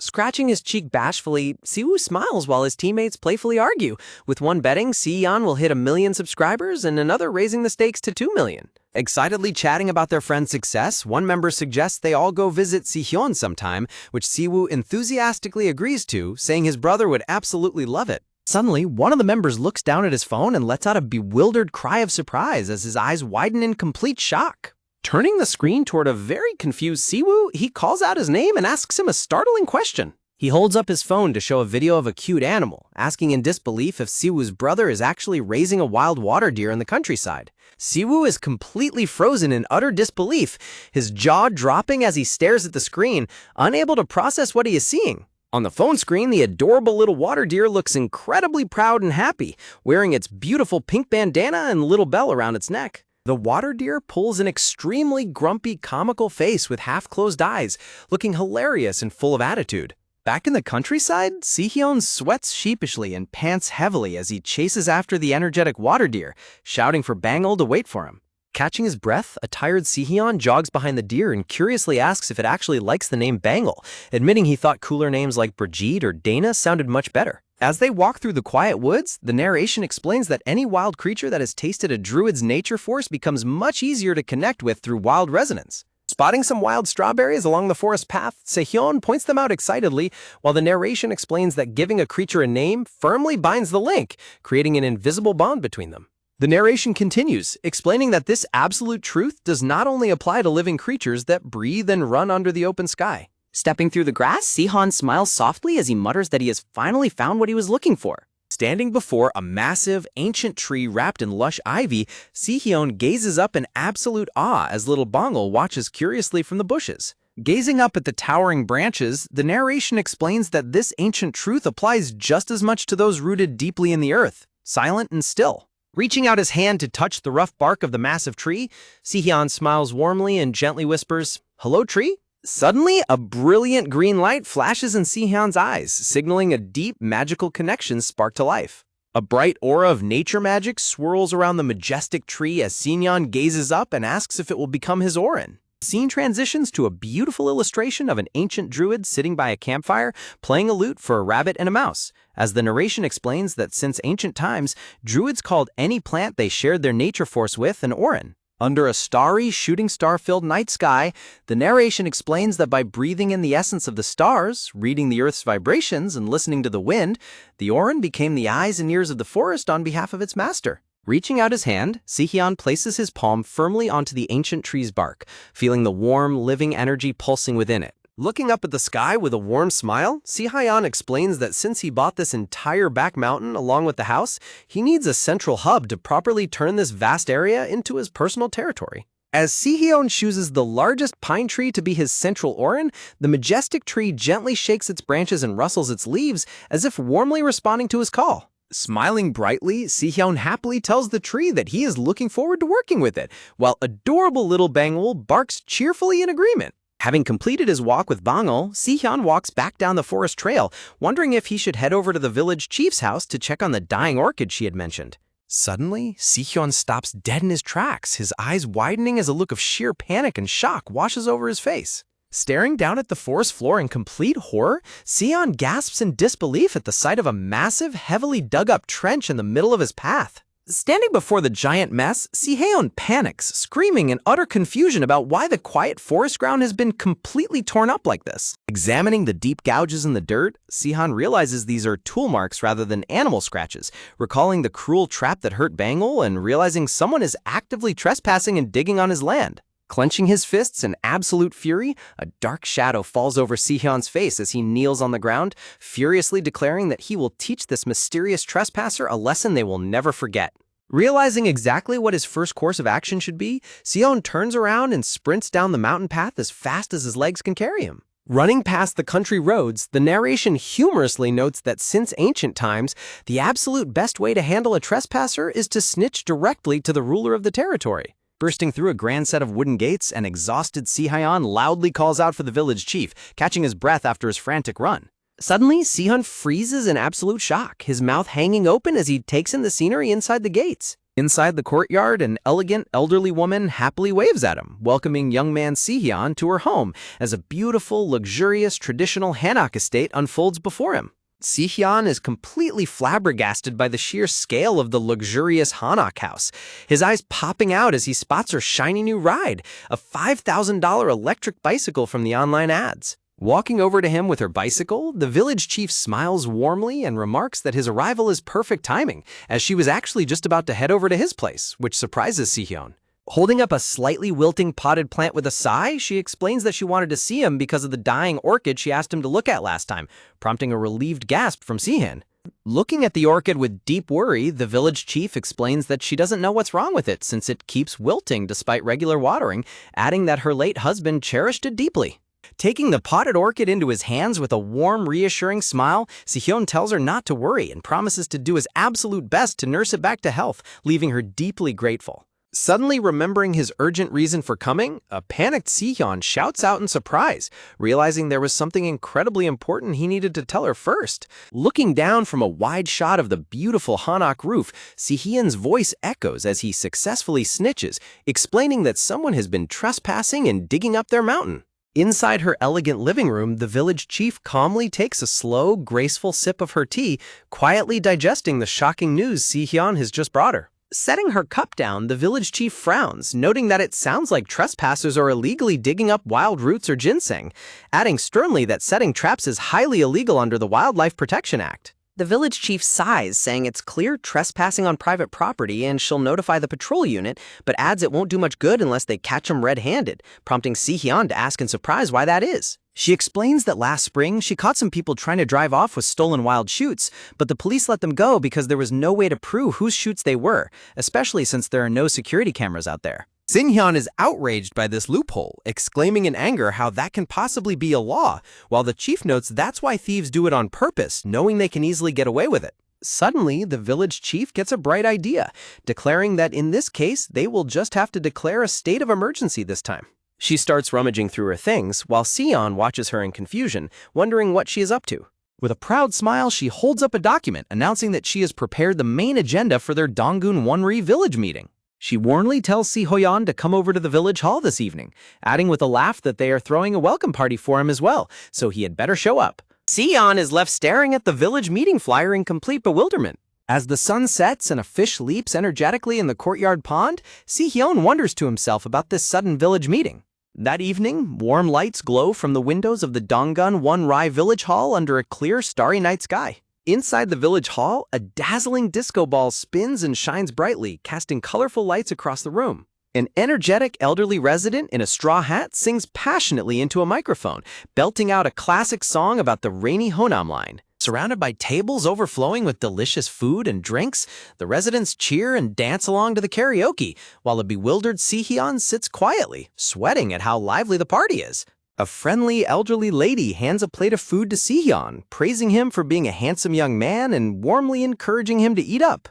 Watching the neighbor happily devour the food, the village chief laughs warmly and says, "My, look at you eat. Come by my place later and I'll pack you some leftovers, okay?" Plied with endless dishes of kimchi, meat, and side dishes, Sihyun is completely overwhelmed and raises his hands in defense, sweating nervously as he wonders, "What is this?" Shaking with pure shock as he looks out at the gathering in his courtyard, Sihyun screams in disbelief, "This is a village meeting?" Outside, residents carry boxes and walk toward the building as the official Dungun Wonri village meeting begins. Sitting amidst the bustling crowd at the tables, the village chief clears her throat to get everyone's attention. Stepping up with a microphone in hand, she prepares to address the gathered residents. Standing proudly alongside a town official, the village chief formally announces the start of the 12th Dungun 1RI town meeting. The residents clap enthusiastically to welcome everyone, with Sihyun smiling and clapping along with them. One resident curiously asks if something is going on in the village, and another replies in shock, asking if he didn't read the flyer about a petty thief lurking around lately. He points out that Suni's sweet potatoes went missing the other day, and it looks like the thief also dug up arrowroot and deodock from the hill behind the new young man's place. The crowd erupts into a noisy chatter of outrage, calling the thief a rotten scoundrel and declaring that they absolutely must catch them and teach him a lesson. An elderly man in a black cap strokes his chin thoughtfully, pointing out that catching the thief is easier said than done since they won't just walk up and surrender. Another resident raises his hand and suggests setting up a regular patrol around the village, which would also help them keep an eye out for any fires. The village chief praises the great idea and asks if anyone has any objections, to which the residents happily agree, teasingly praising the elder for finally coming up with a good idea. Outside the hall, the meeting wraps up successfully as they decide to work together, take turns on patrol, and catch the trespassers red-handed. With the formal business finished, the lively residents excitedly suggest getting back to finishing their makgeolli while continuing to sing karaoke. Sweating sheepishly, Sihyun is amazed by how quickly they wrapped up the official meeting to get back to partying. Suddenly, a shadow falls over Sihyun as a friendly voice calls out to him. A middle-aged man in a green jacket sits down next to him, introducing himself as Lee Dong-bak, the Secretary General of the Gyeong County Sports Council, an official sponsor of the meeting who provided the mock jelly and pork. He cheerfully shakes hands with Sihyun, welcoming him to the neighborhood, while Sihyun politely greets him in return. Lee Dong-bak asks if he was the one who brought the delicious rice cake, prompting a bashful Sihyun to scratch his head and explain that he wanted to greet everyone properly since it's his first time. Lee Dong-bak praises his excellent manners and compliments the delicious rice cake packed with red beans, which makes Sihyun happy. Looking at Sihyun's strong frame, Lee Dong-bak asks if he works out, commenting that with his great build, he would make a perfect serum wrestler. The village chief immediately interjects, telling him to look somewhere else because Sihyun just moved here after a major surgery in Seoul, though Lee Dong-bak still sighs in disappointment. The village chief sternly tells him to stop embarrassing the town and focus on training his existing athletes, while Lee Dong-bak hilariously protests as Sihyun laughs sheepishly. Suddenly, a small dog wanders over and starts sniffing curiously at Sihyun's hand. Sihyun lets out a startled shout as the dog suddenly licks his fingers, catching the attention of the nearby residents.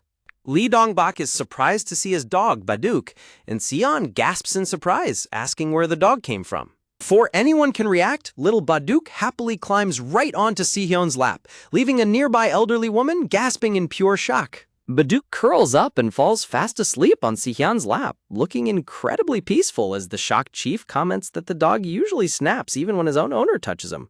Looking absolutely horrified and betrayed, Lee Dong-bak stares at his dog in disbelief, while the village chief smilingly remarks that animals always know a good person first. When Lee Dong-bak tries to approach, Baduk immediately barks and growls fiercely at him from Sihyun's lap, leaving his owner sweating in utter shock. Under the quiet night sky, Sihyun's first town meeting comes to a lively end, with laughter echoing as the residents tease Lee Dong-bak about his disloyal dog. A few days later, a beautiful vegetable garden filled with lush eggplants and ripening tomatoes glows warmly in the sunlight. Sihyun films a video for his channel, greeting his viewers and explaining that he has been quiet for 5 days because he had to visit the hospital and take care of a few things. Sihyun cheers excitedly on camera, proudly sharing the great news that according to his regular checkup, his weight is down to 118 kilograms, meaning he has finally escaped supermorbid obesity. He explains that his doctor even gave him permission for a cheating day, allowing him to eat whatever he wants for 1 meal a week. Standing in front of his beautiful hanok house with his cat, a smiling Sihyun announces that today is finally his long-awaited cheat day. He reveals that he has decided to feast on delicious, sizzling pork belly, grilling the thick cuts of meat to a perfect, juicy golden brown on his porch. Si-hyun looks at the sizzling thick cuts of pork belly on the grill with a look of pure, joyful anticipation, swallowing hard as he remarks on its savory, rich aroma and eagerly exclaims that he can't wait to dig in. A close-up of the delicious spread on the table shows the sizzling meat alongside a bowl of fresh, vibrant vegetables, with Si-hyun proudly noting that the perilla leaves, lettuce, garlic, and tomatoes he prepared to accompany the meal are all homegrown. Sitting on the porch of his beautiful Hanak house with a video camera on a tripod recording him, Si-hyun takes a moment to admire the complete feast laid out before him, quietly saying, "Well then." With a scenic view of the bright blue sky above the Hanok roof behind him, Si-hyun declares with absolute determination that today is the day he is finally going to feast. Si-hyun clasps his hands together with a bright, happy smile, offering a polite word of gratitude before the mouth-watering array of sizzling pork belly strips on the grill. Demonstrating the perfect way to build a delicious wrap, Si-hyun gently shakes the excess water off a fresh lettuce leaf before carefully layering a fragrant perilla leaf right on top of it. In a beautifully illustrated scene against a cute background of little pink pigs and carrots, Si-hyun gently places 2 perfectly cooked, juicy slices of pork belly onto the leaves, finishing it off with a piece of garlic and a dollop of savory samjang. With his eyes closed in anticipation, Si-hyun opens his mouth wide and stuffs the perfectly wrapped green lettuce and pork bundle inside. Si-hyun's eyes fly wide open in complete blushing shock as the overwhelming, rich flavors of the wrap hit his taste buds, leaving him absolutely speechless. Si-hyun sits in a state of absolute culinary bliss, describing how a savory, rich aroma like the touch of a fire spirit fills his mouth, followed by succulent juices resembling a refreshing spring flowing through a deep forest. With a peaceful, content smile and hands clasped together, Si-hyun reflects that the very principles of all creation are beautifully infused into the single perfect wrap. Lying back happily on his porch next to his sizzling grill, Si-hyun lets out a satisfied sigh as his cat watches him, thinking that this is truly beautiful and that it seems like the absolute perfect time to bring out that special item. Si-hyun's orange tabby cat perks up its ears and stares curiously with wide dinner plate eyes, letting out a cute meow in response to his sudden excitement. With a triumphant flourish, Si-hyun proudly holds up a large, overflowing bowl filled to the brim with beautifully seasoned, glistening kimchi. Si-hyun happily explains that this is premium aged kimchi taken directly from the village chief's traditional jar stand, adding with a bright smile that the generous elders had gifted him so many delicious side dishes during the town meeting. Using his chopsticks, Si-hyun carefully rolls a perfectly grilled slice of savory pork belly inside a piece of the vibrant, glistening aged kimchi. As he takes a bite, Si-hyun leans his head back in pure ecstasy, declaring that the burst of sour, tangy aged kimchi harmonizes perfectly with the rich pork belly, making him feel like he is truly having the ultimate feast today. A peaceful wide shot shows Si-hyun enjoying his delicious outdoor meal on the porch of his Hanok house, surrounded by his gardening gloves and tools, as the narration notes that he continued his meal, lost in the warmth of the fire and sizzling meat. Si-hyun holds up his smartphone to record a close-up video of the sizzling pork belly on the grill for his channel, tapping the screen to stop the recording. With the feast completely finished and empty plates scattered on the table, Si-hyun lies flat on his back on the wooden porch, letting out a heavy sigh of satisfaction and reflecting that it has been a very long time since he last ate this much. Patting his full belly with a sheepish, embarrassed smile, Si-hyun admits that he completely lost control and just ate without saying a single word, telling himself that he must eat more calmly next time. Suddenly, Si-hyun's phone begins to ring loudly, startling his orange tabby cat so much that it leaps into the air with wide eyes of pure shock. Sitting up quickly as his cat watches on with a bewildered expression, Si-hyun checks his phone and is surprised to see a call coming in from the village chief, wondering what could possibly be wrong. Si-hyun politely answers the call, greeting her warmly, while the village chief's voice crackles through the speaker, saying, "Ah, Si-hyun." While watering her beautiful plants in her garden, the village chief kindly explains that she is calling about the orchid she left with him, admitting that since it was practically dead, she was worried he was putting far too much trouble into nursing it back to health. Si-hyun smiles warmly as he reassures her over the phone, explaining that he was actually planning to bring the orchid back to her tomorrow since he treated it well, telling her not to worry about a thing and leaving her deeply relieved and grateful. The village chief suddenly remembers something important, happily declaring that since he did such an incredible job nursing the orchid back to health, she absolutely must give him his proper payment, which completely catches Si-hyun off guard. Standing in her sunlit garden with a watering can in hand, the village chief insists that he cannot turn down money from his elders, warmly telling him to think of it as a little pocket money and to accept it since she is just so incredibly grateful. Si-hyun sweats sheepishly as the village chief sternly insists that she will send the money straight to his bank account and tells him not to say another word, prompting him to hesitantly agree. Wishing him a good day, the village chief says she will see him tomorrow, and Si-hyun politely bids her goodbye as he stands amidst his potted plants and the bicycle parked in his courtyard. Si-hyun scratches his head with a sheepish smile as his cat watches him, muttering to himself that while it is a bit embarrassing, since they are offering, he should just accept the payment gratefully. Suddenly, a loud ping sound chimes from Si-hyun's phone, making him smile as he realizes that the bank transfer has already been sent. Si-hyun's face suddenly pales in sheer horrified shock as he stares at the screen of his phone, his eyes widening in complete disbelief.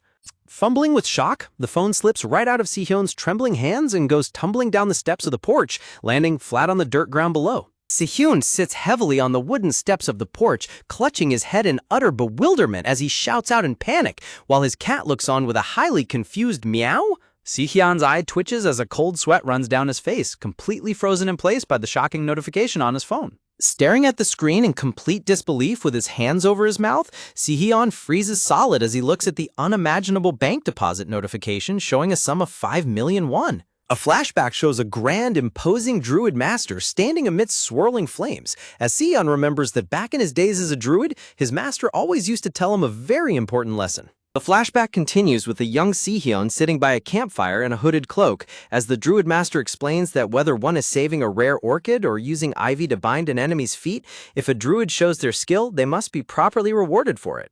Looking back at the young, green-eyed Druid Si-hyun, the master would explain that the world works on a strict give-and-take basis, warning him that if he receives too much, life will inevitably throw a lot more work his way. Back in the present, Si-hyun trembles in pure panic as he stares at the massive deposit of 5 million won on his phone screen, with his cat looking up at him curiously. Si-hyun scratches his head in utter bewilderment, exclaiming in disbelief that it wasn't 50,000 won, but a whopping 5 million won, wondering what on earth he's supposed to do with such an astronomical sum of money. Hoping to return the money, Si-hyun quickly calls the village chief back, but he is immediately met with a fierce, fiery scolding from her as she yells that she won't tolerate him rejecting her sincerity, refusing to budge even an inch.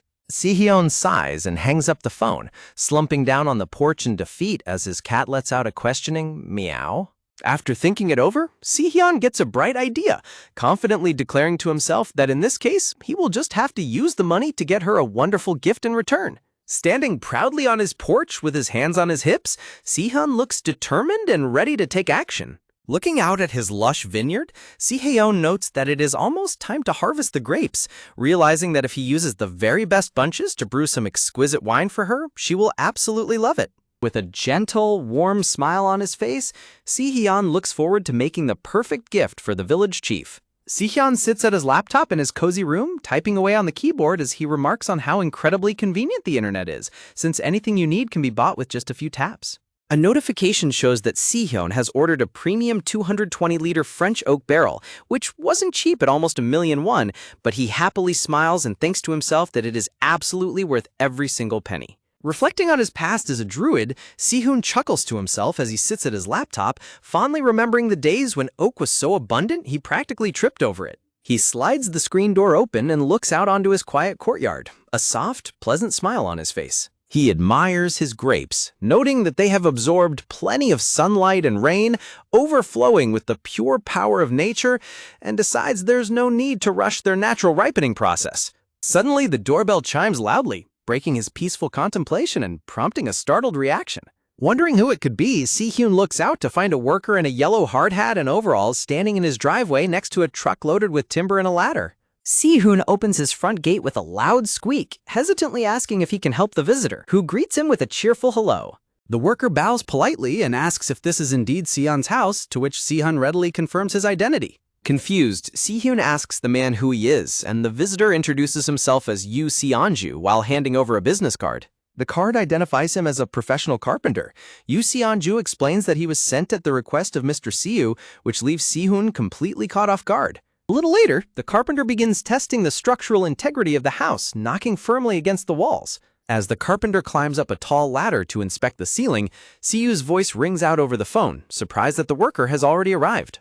Si-hyun admits he is a little nervous watching the thorough inspection, but Si-woo reassures him that Carpenter Yu is a seasoned professional who worked on famous restorations like the Jeonju Hanok Village and the Bakjae Hotel. Si-hyun finally realizes that this was the special gift Si-woo mentioned earlier, though he sheepishly insists he would have been perfectly fine without going to all this trouble. Si-woo dismisses his modesty, teasing that from the looks of it, Si-hyun was perfectly content sharing his living quarters with bugs, something Si-woo simply couldn't stand to watch. After Si-woo firmly declares that he will cover all the costs and tells him not to stress, Si-hyun gratefully agrees to accept the generous help.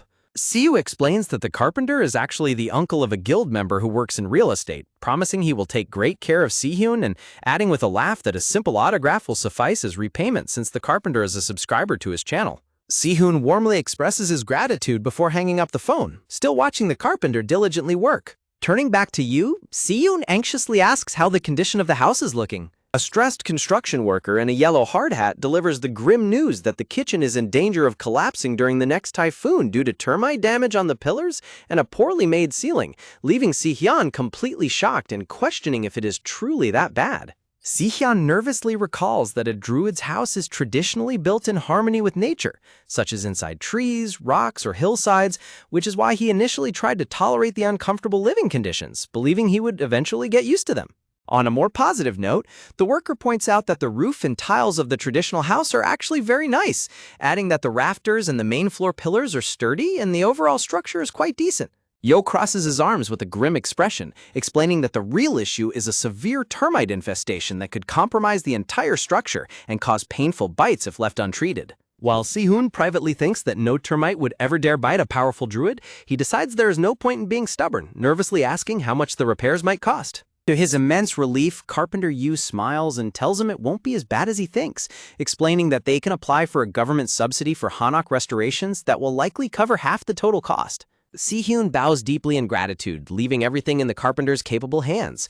Yu warmly tells him there's no need for such formality, promising to double-check every single detail with extra care. Seeing the carpenter off, Si-hyun bids him a safe journey home, feeling incredibly relieved and slightly less guilty about relying so heavily on Si-yu's generosity while his cat rolls around on the steps. Sighing with relief, Si-hyun realizes that having government support for the renovations takes an enormous weight off his shoulders, even though it is clearly going to be a massive project. Staring out at the vast Hanok under the beautiful sunset sky, Si-hyun wonders with quiet anticipation what his home will look like once this large-scale renovation is finally complete. Si-hyun stands lost in happy contemplation, staring at his beloved home for a long time as his little orange cat cheerfully rubs against his leg. A few days later, Si-hyun visits the bustling Gayang traditional market to run some errands. The market is filled with the lively chatter of vendors and shoppers going about their day under the warm afternoon sun. Si-hyun strolls down the market aisle carrying a grocery bag, looking around with a curious expression. Suddenly, his eyes lock onto something unexpected, causing him to freeze in his tracks with a puzzled look on his face. "What are you doing out here?" an older man suddenly asks from behind, making Si-hyun leap in pure shock as he gasps, "Whoa, you startled me." The man chuckles, teasing him for jumping as if he had just seen a ghost, while Si-hyun tries to calm his racing heart and politely greets him. The man asks if he's doing some shopping, and Si-hyun sheepishly scratches his head, confirming he had a few quick items to pick up and errands to run. The man peers into Si-hyun's grocery bag, teasingly asking if he's entering a monastery since he's only buying tofu, soy milk, and vegetables. Si-hyun flusteredly explains that he usually orders other things online to save money. The man smiles warmly, pointing out that Si-hyun looks much healthier and more robust than when he first arrived in the village, which makes Si-hyun smile and politely thank him. When asked what brought him to this specific area of the market, Si-hyun explains that he went up the mountain a few days ago and dug up some herbs he is hoping to sell. Si-hyun smiles brightly and begins to explain exactly how he managed to acquire the mysterious mountain herbs. A flashback from a few days earlier shows Si-hyun panting heavily and completely drenched in sweat as he struggles to catch his breath on a steep mountain path. He was desperately chasing after his energetic pet, Bangul, shouting that if the creature keeps running off so fast, this is no longer a peaceful walk. Suddenly, Si-hyun stops in surprise as a loud rustling noise erupts from the thick bushes ahead. To his complete amazement, Bangul proudly emerges from the brush holding a large, glowing, magically vibrant wild ginseng root in its mouth. Back in the present, the man laughs off the story, jokingly asking since when deer dig up wild herbs, while a flustered Si-hyun desperately insists that he is telling the absolute truth. The man kindly suggests that if Si-hyun wants to sell premium herbs, he should have asked him first, offering to introduce him to a much better place, which immediately sparks Si-hyun's curiosity. Telling Si-hyun to follow him, the man explains that for high-quality items like wild mountain herbs, it is absolutely essential to have a real expert properly appraise them. Si-hyun follows closely behind, feeling a mixture of curiosity and nervous anticipation about what this appraisal expert will say. The scene transitions to a quiet room where a warm cup of coffee is gently set down on a table with a soft clink. The village chief suddenly appears, casting an intimidating, shadow-draped figure over Si-hyun and the older man as she chillingly asks what they are up to in the sweltering heat. Si-hyun nervously whispers to the older man, asking if the expert he mentioned was actually the village chief, while the older man casually explains that he is a collector who gathers various items as a hobby, and she helps him sell them, thinking to himself that it is always good to have connections. The older man explains that young Si-hyun is looking to sell some herbs, catching the village chief's attention and causing her to pause mid-sip of her tea as she curiously asks, "Herbs, you say?" Si-hyun nervously clutches a simple black plastic bag in his hands, hesitantly presenting it as the item he brought to be evaluated. An elegant, elderly woman wearing glasses inspects the bag skeptically, assuming he has probably just dug up some common bellflower root. However, as she opens the bag and catches a glimpse of the contents, she freezes in absolute stunned silence, her eyes widening behind her spectacles. She quickly leans in closer to count the leaves, whispering in disbelief, 1, 2, 3, 4, 5 leaves, before looking up in shock to ask if this is indeed a genuine wild ginseng. The elegant lady holds up the wild ginseng root with a look of pure astonishment, screaming, "Ginseng! We have a wild ginseng!" while the two men next to her react with absolute shock, one of them spitting out his coffee in surprise. Si-hyun looks incredibly nervous as he mutters, "Wild?" while the lady trembles with intense shock and anger, yelling at him, "You brat!" An aerial shot of the neighborhood is accompanied by the village chief's thunderous scolding echoing through the air as she screams, "You brought a wild ginseng in a plastic bag?" A close-up of a glowing, magically vibrant wild ginseng root growing deep within the quiet forest, described as a precious root that grew untouched by human hands for decades, absorbing the natural energy of the mountain. The lady carefully inspects the rare ginseng root with gloves on, as the narration notes that the wild ginseng Si-hyun brought is over 50 years old, making it incredibly rare and potentially worth tens to hundreds of millions of won. The village chief looks at Si-hyun with wide-eyed disbelief, asking where on earth he found something so precious, to which Si-hyun sheepishly explains that his water deer dug it up near the top of the mountain behind the houses, prompting her to yell in confusion, "What kind of nonsense is that? You're raising a water deer?" Mr. Jong chimes in to confirm that it is indeed true, mentioning that Si-hyun even put a collar on the deer, while the chief thinks to herself in utter disbelief that one lives long enough to see everything. Mr. Jang asks if it's possible to sell the ginseng, and the village chief confidently replies that a premium item like this will sell faster than you can find one. From a high angle in the living room, the chief takes photos of the ginseng to send to the Ginseng Diggers Association, explaining that while an official appraisal is needed, it is easily worth over 30 million won. The village chief explains that with the right buyer, Si-hyun could get up to triple that amount, adding that for legendary items like this, the story behind how it was found matters immensely. She illustrates her point by telling a story about a ginseng digger who, after months of finding nothing, dreamed of a mountain spirit pointing them to a field of wild ginseng. The village chief suggests they tell buyer Si-hyun followed a blessed omen from a lucky deer to find the ginseng, which makes Si-hyun's sweat drop and think to himself that it sounds like a complete load of nonsense. The village chief kindly offers to handle the sale properly without taking a single won of commission, and Si-hyun warmly thanks her, leaving the precious herb in her capable hands. Si-hyun bows politely to the village chief as he and Mr. Jong bid her farewell and begin their journey back home. A large tractor stands idle in the grassy field, its engine rumbling softly under the warm sun. As they walk back, Mr. Jong asks Si-hyun what he thought of the village chief's house, and Si-hyun admires its spacious garden and massive greenhouse, calling it the most beautiful house in the village. Mr. Jong explains that her late husband used to be the president of a large company who built ships and cars to make his own fortune. He continues to share her touching story, explaining that right when her husband retired and came to the village to rest, he fell ill and passed away within 3 years, with the chief spending all her time caring for him. Mr. Jong reveals that gathering wild herbs to keep her husband alive is how she became such an expert in the field, and now she acts as a broker purely for fun. Mr. Jong reassures Si-hyun that the chief is a real big shot in the business with great luck and connections, so he doesn't need to worry at all about whether the ginseng will sell. Mr. Jong walks along the road when his phone suddenly rings, catching his attention and prompting a startled reaction. Checking his phone, Mr. Jong chuckles and says that a buyer has already shown up, telling Si-hoon to take a look at the text message. Si-hoon's eyes widen and his jaw drops in absolute shock as he gasps, "Oh, 100 million?"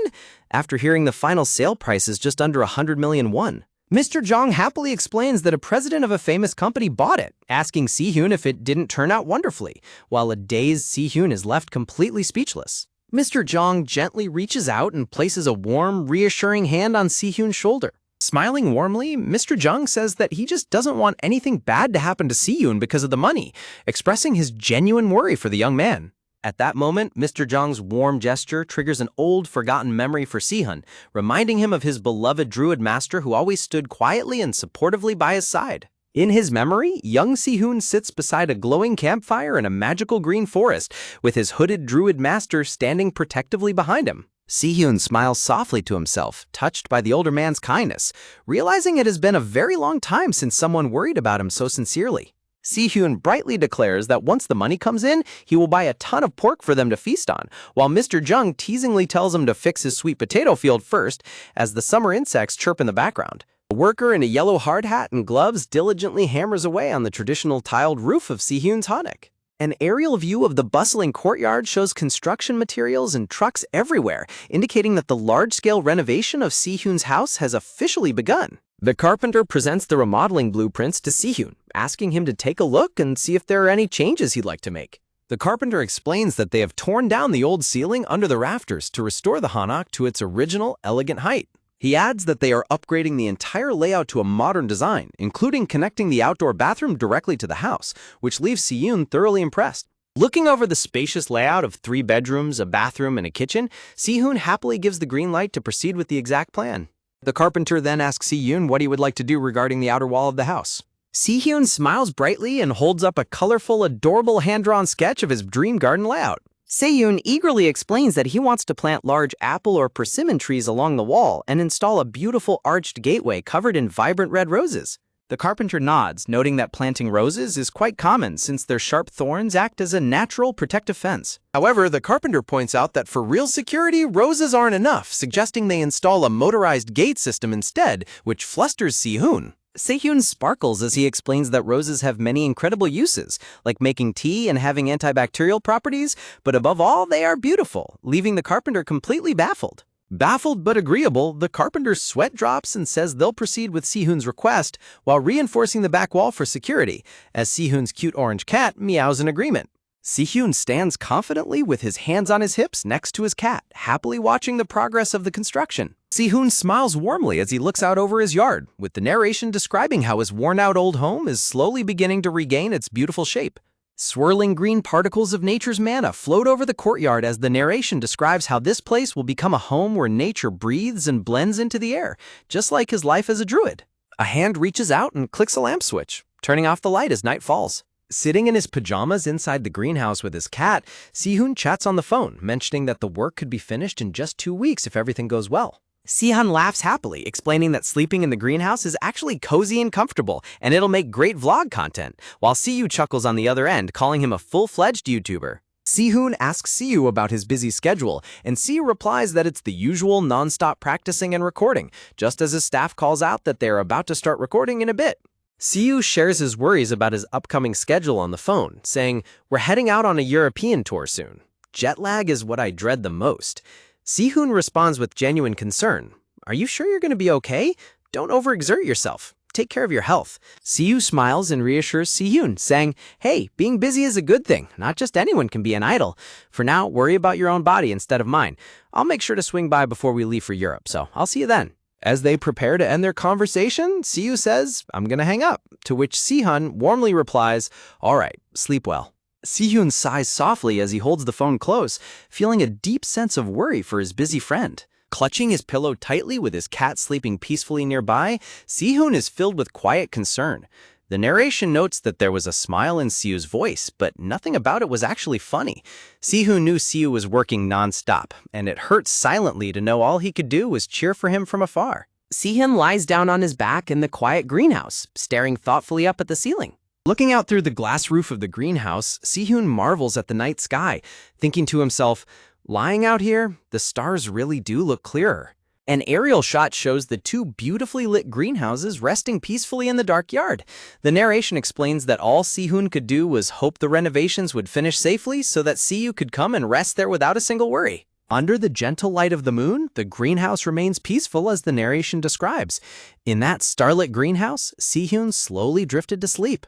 The scene transitions to the lush green mountainside as morning comes, with the narration stating, "The next morning on the mountain behind his house." Si-hoon walks through the dense woods and shouts out in frustration, "Bongle!" Si-hoon points an accusing finger at a freshly dug-up spot of dirt, scolding his water deer. "You can't just go around destroying the new sprouts like that.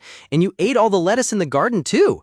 Meanwhile, Bongle wears a pink scarf and looks back with an innocent, confused "ook?" Si-hoon lets out a heavy sigh, looking thoroughly exhausted. The narration states that every morning, for an hour, this is how Si-hoon's day begins, tending to the mountain. Sitting peacefully on the forest floor, Si-hoon is surrounded by woodland creatures, rabbits, a squirrel on his shoulder, and birds, as he focuses his nature mana. The narration describes him checking on the new sprouts and listening to the complaints of the tiny lives around him, soothing the scattered natural energy left in the forest from the night before. Si-hoon looks skeptically at Bongle as she poses proudly. He thinks to himself that if this little one didn't cause so much trouble, it would be a lot easier. But it's hard to scold her too much, especially after she led him to the wild ginseng. A close-up of Bongle's sparkling round eyes and chubby cheeks as she stands in the forest, with the narration noting, "Ever since Bongle started tagging along and absorbing natural energy by my side." Si-hoon scrolls through the comments of his YouTube video with a sweat drop, seeing comments adore his pet deer. He thinks to himself, and the comments keep asking to see more of Bongle. Whenever Bongle appears, the views skyrocket, way more than in my solo videos. Suddenly, a sharp warning sound echoes through the woods as Bongle alerts him with a startled "ook," prompting Si-hoon to gasp in surprise. A mysterious dark purple light begins to swirl ominously among the trees of the forest path as Si-hoon senses it, whispering, "This aura." Standing before a massive, ancient tree glowing with an intense purple light, Si-hoon asks in alarm, "Did Orin detect an anomaly?" while Bongle watches with a worried "ook." Closing his eyes and placing a hand over his heart, Si-hoon activates his Druid power, saying, "Let's take a look." As the narration notes, a Druid connected to Orin can see and feel everything it senses. Si-hoon's left eye glows with a brilliant magical green light as his senses connect with the forest, and he murmurs, "Well, look at that." Through his shared connection, a vision shows a heavy black boot stepping firmly onto the forest floor, rustling the dry leaves. Si-hoon's vision reveals a suspicious man wearing a gray military-style cap sneaking through the trees. Two older men, one carrying a large sack over his shoulder and the other holding a shovel, creep through the dark, quiet woods under a tense atmosphere. One of the men greedily plucks a cluster of brown mushrooms growing on the trunk of a tree as a voice suddenly yells out, "Choi!" The man in the cap, Yoon-young, scolds his partner angrily. "Hey, Choi, how many times have I told you not to yank them off the branches like that? You're gonna damage them and then they won't be worth a dime." Choi holds up the mushrooms with a sheepish smile, replying, "Sorry, Yoon-young." Yoon-young gestures to the mushrooms, instructing Choi, "You have to give them a gentle shake like this if you want them to sell. How long have you been doing this and you still don't know that?" Choi smiles embarrassedly, answering, "I know, it's just I got impatient." Choi walks behind carrying his shovel and asks, "I heard the mountain has a new owner. Shouldn't we be a bit more careful now?" Yoon-young scoffs dismissively, saying, "Careful, my foot. We've been coming to this mountain for years." Yoon-young continues walking ahead, telling his partner, "Stop being lazy and get moving. We have a whole mountain to clear out before sunset." Choi follows with a sigh, replying, Yeah, I get it." Yoon-young suddenly freezes in surprise as he hears a rustling sound in a nearby clearing. Peering through the trees, Yoon-young is stunned to see a massive glowing path of rare wild mushrooms growing abundantly all over the forest floor. Overjoyed by the discovery, Yoon-young waves frantically and shouts, "Choi, come here! It's a whole patch of matsutake!" Choi runs over, completely bewildered. "It's not even autumn yet. How is there already matsutake?" Yoon-young's face is filled with absolute greed as he looks at the giant glowing mushrooms, cheering, "Wow, we hit the jackpot! Just the plumpest ones must weigh over 2 kilos. Dropping to his knees, Yoon-young points eagerly at the mushroom field, urging his partner, "With this many, there must be at least a few hundred. Choi, why are you just standing there? Start harvesting." However, Choi does not move. He stands trembling violently, sweat pouring down his pale face as he stutters in terror. "Yoon-hung?" Choi's vision of the forest turns dark and terrifying as the narration notes, "Something is strange, with glowing, red-eyed wild beasts emerging from the shadows to surround them." Choi screams in absolute panic. What the hell, are those all wild animals? While Yoon-hyung stammers in disbelief.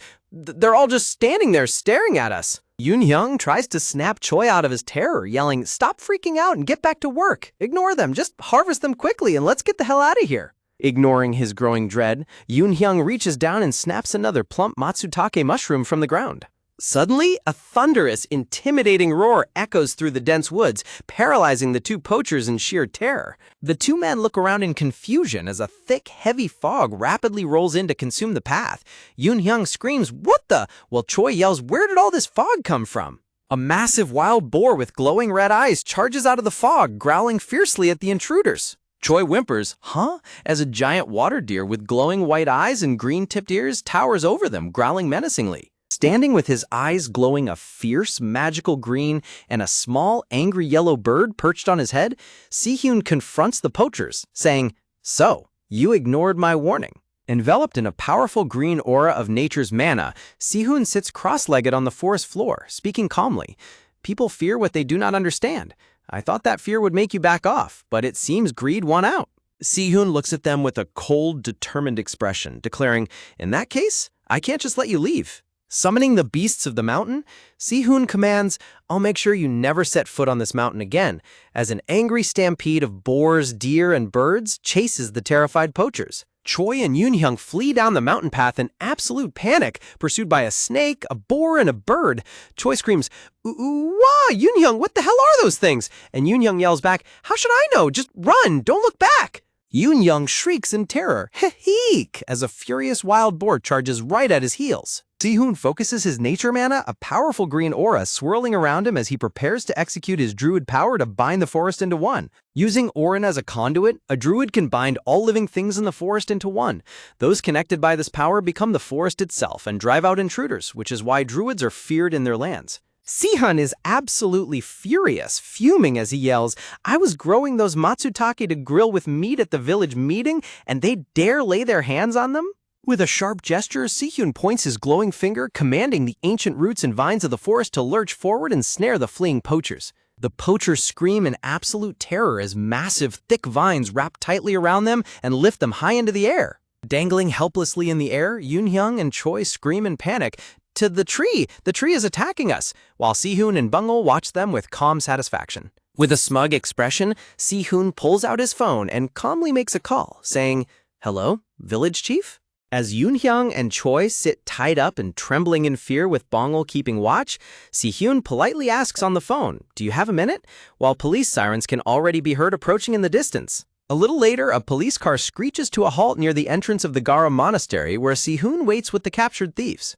The angry village chief storms over, shouting in a rage, "You little thieves, let's get a good look at your faces." Si-hyun greets them, saying, "Village chief, you're here." The village chief runs over to check on him, asking with deep concern, "Oh, young Si-hyun, you didn't get hurt, did you?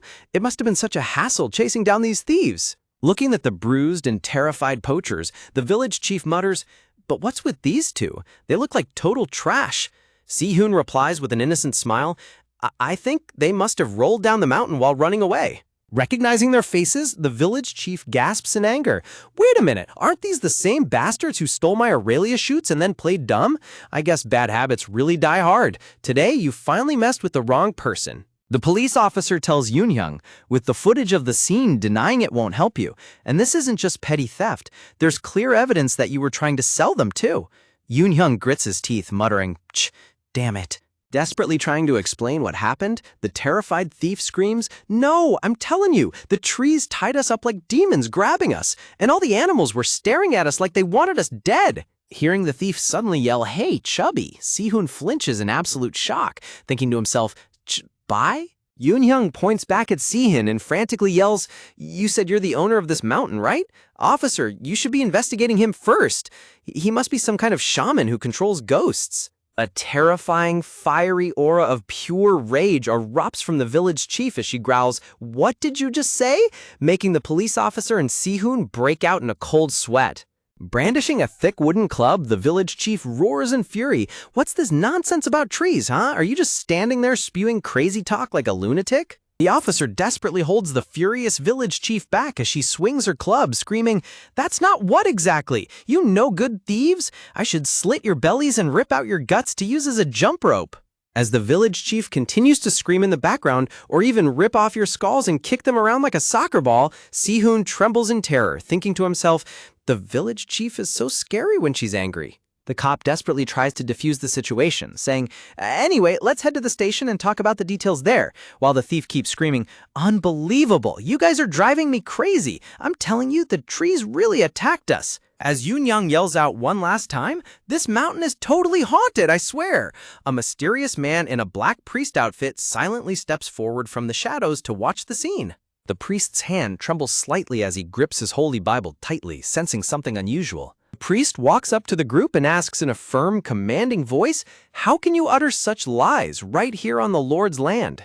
Si-hoon and the priest stare at each other, a silent, tense atmosphere briefly falling between them. Si-hoon looks at the tall, stern-looking clergyman who has suddenly appeared, wondering to himself, who is this? Si-hoon reflects on the past, remembering both the greedy priests who, like goblins, coveted what wasn't theirs, and the devoted ones who wore themselves out for the sake of their faith. Si-hoon muses that while a druid wasn't part of the clergy, their lives resembled those who served the divine, using their bodies, enduring nature, and proving their convictions through hardships. They were seekers or ascetics. He wonders what kind of priest this man is. The priest listens carefully to the explanation, rubbing his chin thoughtfully as he murmurs, "I see. So that's what happened." The priest declares stealing wasn't enough for them, yet they still had the audacity to lie about it. The scriptures say, "Whoever conceals their sins will not prosper, and those who deny their sins only lead others deeper into the abyss." The police officer tells the priest, "Father, they're just talking nonsense to get themselves off the hook. To go as far as calling this mountain haunted? There are certain things that simply should not be said in a monastery." The officer introduces Si-hyun, explaining he's the owner of the mountain behind us, and he ran up as soon as he saw them picking the mushrooms. Si-hyun politely introduces himself, saying, "Hello, my name is Kang Si-hyun. I moved into the house at the foot of this mountain not too long ago." The priest responds warmly, "A pleasure to meet you. I am Father Mateo of Dongwon Parish. This monastery is under my care." Father Mateo bows deeply and says, "I stepped out briefly to handle church matters, and it seems chaos broke out in the meantime. It is my fault for not managing access to the mountain properly." Si-hyun frantically waves his hands and replies, "Oh, not at all. If anyone is to blame, it's me for causing this commotion. I'm sorry." Si-hyun realizes that the monastery Father Mateo oversees shares the same hill as his house, and crossing just one slope leads straight there. Therefore, the full responsibility for managing access could hardly fall solely on the priest's shoulders. Yet, Father Mateo bowed his head first, without demanding a single word of apology. From that alone, Si-hyun could clearly see what a kind and humble person Father Mateo was. The village chief rummages through the thieves' backpack, gasping in disbelief. "Look at this!" The village chief looks at the massive haul, muttering angrily. They really cleaned the place out, didn't they? Mushrooms, herbs, they took anything they could sell. The village chief tells Si-hyun, "You and the father should split this haul 50-50, young man. It seems they didn't stop at your side of the mountain. They ruined the monastery side, too." Si-hyun replies humbly, "Oh, I'm fine. I was growing them to share at the village meeting anyway." Father Mateo laughs gently and refuses, saying, "I don't need anything either. If it was for the elders to eat, you should keep all of it, Stella." The village chief smiles warmly and replies, "I knew our father would say to give it to the elders." The police officer salutes and says, "We'll take these two to the station first. They're repeat offenders, so there's a lot more to investigate." The village chief shakes her fist and yells, "Please punish them severely, no mercy." The officer bids them farewell, saying, "We'll contact you later with the details," to which Si-hyun cheerfully responds, "Thank you, officer." As the police car drives away, the village chief continues to chase after it, screaming, "You petty thieves, you'd better tell them everything. I should shove a stick in your ears and shake it until you see stars." Si-hyun sweat drops and chuckles. Well said. While Father Mateo mutters with a sweat drop, Stella. Faced with the village chief's colorful cursing, subtle smiles appeared on both men's lips. And just like that, the commotion over the thieves blew away like an ill wind, along with that restless presence on the mountain, leaving the forest peaceful once again. As they return to the house, the village chief and Si-hyun walk side by side down the newly paved stone path of his beautifully renovated garden. Looking around in astonishment, the village chief exclaims, "My goodness, look at this. I almost didn't recognize this place. I thought it would take at least a month, but you finished everything so quickly." Si-Hyun replies, there are still a few spots left to fix, but at this rate, everything should be done soon. The village chief giggles happily and says, good, very good. Now it finally looks like a house where someone actually lives. With a cheerful smile, Si-Hyun offers, since you're here, I'd love to offer you a meal. How about it? I was thinking of making a salad with the tomatoes I harvested. Standing in the courtyard, Si-Hyun turns around in surprise as the village chief arrives, calling out, young man Si-Hyun, are you home? To which he replies, Following behind the village chief, Grandpa Jung scratches his head with an awkward cough, clearing his throat sheepishly. Si-Hyun asks with a polite smile, what brings you here?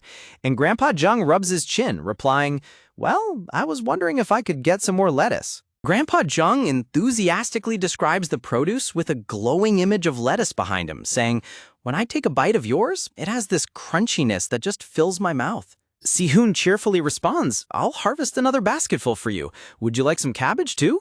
While the narration notes that everything touched by a druid stood out in flavor and nutrients, thriving beautifully when given exactly what they need. Seeing Si-Hyun carry a massive basket of fresh lettuce, the village chief exclaims, my goodness, look at this boy just giving away everything he grew like that.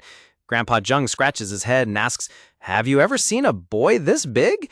Prompting her to snap back, compared to us, he's still just a baby. Are you going senile? Looking skeptically at the lush green leaves, the village chief mutters, lettuce is lettuce. What could possibly be so different about his, as she pulls out a single leaf to inspect it. The village chief takes a crisp bite of the lettuce and her eyes instantly widen in absolute shock as if struck by lightning. Clutching her blushing cheek in sheer culinary ecstasy, the village chief giggles happily, leaving both Grandpa Jung and Si-Hyun sweating in utter disbelief at her dramatic reaction.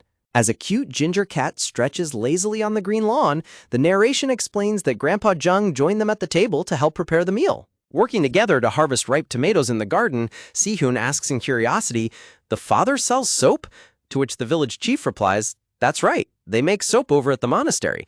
He brings some to the senior center every now and then. I've tried it and it's good stuff. Holding a fresh tomato, Grandpa Jung answers Si-Hyun's question, don't they live off donations? By explaining, the monks live self-sufficiently. There's no real reason for believers to visit the monastery itself. Grandpa Jung and the village chief continue to harvest tomatoes, mentioning they said they might have to stop soon since it's hard to get enough bamboo these days. The father has been worrying about it. Listening in, Si-Hyun thoughtfully murmurs, I see. Knowing that Father Mateo was a kind and good man, Si-Hyun reflects that lending a hand to someone like him felt only natural, deciding to think of how he could be of help someday. With a proud, happy smile, Si-Hyun holds up a beautifully arranged plate of freshly sliced tomato and cheese salad. Si-Hyun presents his culinary creation saying, tomato salad, which immediately catches the attention of the village chief, who says, oh, this looks lovely. Explaining his dish, Si-Hyun says, yes, I layered tomatoes and cheese, then drizzled olive oil and lemon juice over it. You use perilla oil every day, so I thought you might like to try something different. Grandpa Jung picks up a slice of the tomato salad with his chopsticks and pops it eagerly into his mouth. Sparkling bubbles of joy erupt around Grandpa Jung and the village chief as they chew, their eyes widening in pure amazement at the delicious taste. Delighted by the flavors, Grandpa Jung exclaims, I'm not usually a fan of Western food, but this is so vibrant and refreshing. And how are the tomatoes so sweet and tender inside? To which Si-Hyun smiles warmly and replies, I'm glad it suits your palate. Holding a slice of tomato, the village chief comments with pleasant surprise, my stomach is so weak. I've lived with chronic gastritis forever. Everything I eat gives me heartburn. But this actually feels soothing? Looking over the beautiful, sunny courtyard of the renovated Hanok garden, the voices of the elders bicker comically as Grandpa Jung requests, give me some of those tomatoes. I think I'd better take some home, prompting the village chief to yell, stop that. Don't be greedy. You just said you were going to dry the lettuce seeds. Who are you to talk? The village chief continues to scold Grandpa Jung, shouting, if you take everything, what is the boy going to eat? While he replies, what, do you think the boy is some kind of wild animal living off the land? As Si-Hyun stands between them, looking completely dazed. Seeing them argue, Si-Hyun sweat drops and chuckles warmly, saying, just a moment, please. I'll go harvest some more tomatoes. Walking through his beautiful garden under a clear sky, Si-Hyun holds a basket and once again feels the quiet happiness of living as a druid, knowing that he is at the heart of the cycle where nature brings joy to people and people nurture nature. Meanwhile, the scene transitions to a modern, high-rise beauty salon building somewhere in the bustling district of Jeongdam. Inside the salon, a mobile phone screen shows glowing comments praising Bangle's cuteness, with Hisu squealing enthusiastically, she's so adorable. Waving his phone around in the salon chair, Hisu excitedly says, "Right? Everyone has to subscribe. You too, ma'am. Leave a nice comment." To which the hairstylist laughs warmly and replies, "Ho ho ho, I'll do that for you, Hisu." Getting his hair styled, a purple-haired boy named Siyu looks annoyed and says, "You know that's my brother's channel, right? Why are you, of all people, promoting him, Hisu?" Prompting Hisu to reply, "It's not promoting, it's being a passionate fan. Keeping it to yourself will only make you sick." Gesturing dramatically, Hisu continues, "We need to give that subscriber count a little push, even if it's just a bit, to keep the momentum going. We know how it is, just posting aimlessly is no fun at all." Siyu looks thoughtfully at Hisu, who worries, "If Dublinim ever gets tired of this and stops posting, I'll lose my meal companion." Prompting Siyu to repeat in confusion, "Dubli?" Sparkles filling his eyes, Hisu explains, "That's the nickname I gave him because of how softly he calls out to Bengal. Doesn't it fit perfectly? It matches the channel's vibe so well too." While imagining the warm image of Sihun cuddling Bengal, the hairstylist smiles warmly as she finishes styling Siyu's hair, remarking, "Oh, so the owner of the channel is your brother, Siyu? Then he must be really good looking too, just like you." Siyu smiles gently as he remembers a sweet childhood memory of Sihun consoling a crying kid with a lollipop, murmuring, "Oh," as Hisu looks on with a surprised expression. Hisu looks up with bright, starry eyes and says, "Now I'm really curious to see what Dublinim looks like in real life." A sudden stroke of creative genius flashes in Hisu's eye, sparking a brilliant plan. Hisu snaps his fingers and yells, "Ah, that's right," causing both the hairstylist and Siyu to ask in surprise, "Huh? What is it?" Smiling eagerly, Hisu pitches his idea, saying, "You know what? Since our team is planning to make our own content." The scene shifts back to the countryside, showing a close-up of a sneaker stepping on the wet grass as Hisu suggests, "How about we shoot?" Sihyun stands in his courtyard at night alongside his striped cat, looking up in surprise as Hisu's suggestion finishes, "At your brother's house?" A sudden downpour of heavy rain falls over the misty, silhouetted mountains, with a news announcement stating, "The monsoon season is expected to begin nationwide starting this week." Rain continues to pelt the misty landscape as the news report warns heavy rainstorms are likely, particularly in the southern and central inland regions. Lying on his back on the wooden floor of his porch, Sihun stares up in awe at the heavy rain pouring into his courtyard, murmuring, "Whoa." Sitting up on the porch next to his tabby cat, who lets out a soft meow, Sihun thinks to himself, the house should be fine now, right?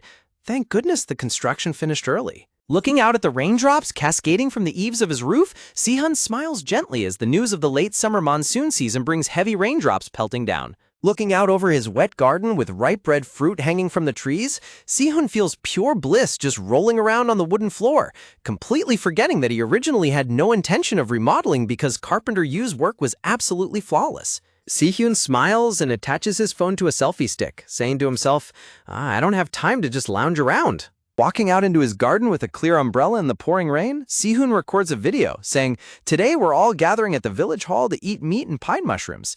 Now I'm going to harvest some lettuce from my garden to bring along." Sihun grins brightly at his camera under the rain, continuing, "It's actually my first time trying the pine mushroom samhap. To stay healthy, you have to eat plenty of vegetables along with your meat, right?" Sehun's hand reaches down in the rain to pluck a beautifully lush, fresh cabbage from the soil, noting with satisfaction that lately his subscriber count has been growing rapidly. Although his channel's rapid growth meant a rise in malicious comments, Sehun notes that whenever a hate comment appeared, supportive comments would immediately rush in to drown them out. Looking at his phone with a warm smile under his clear umbrella, Sehun is incredibly grateful that his supportive subscribers keep the comment section clean and positive. While he cannot understand the mindset of online haters, Sehun admits he is equally puzzled but profoundly grateful for the hearts of those who step up to defend him.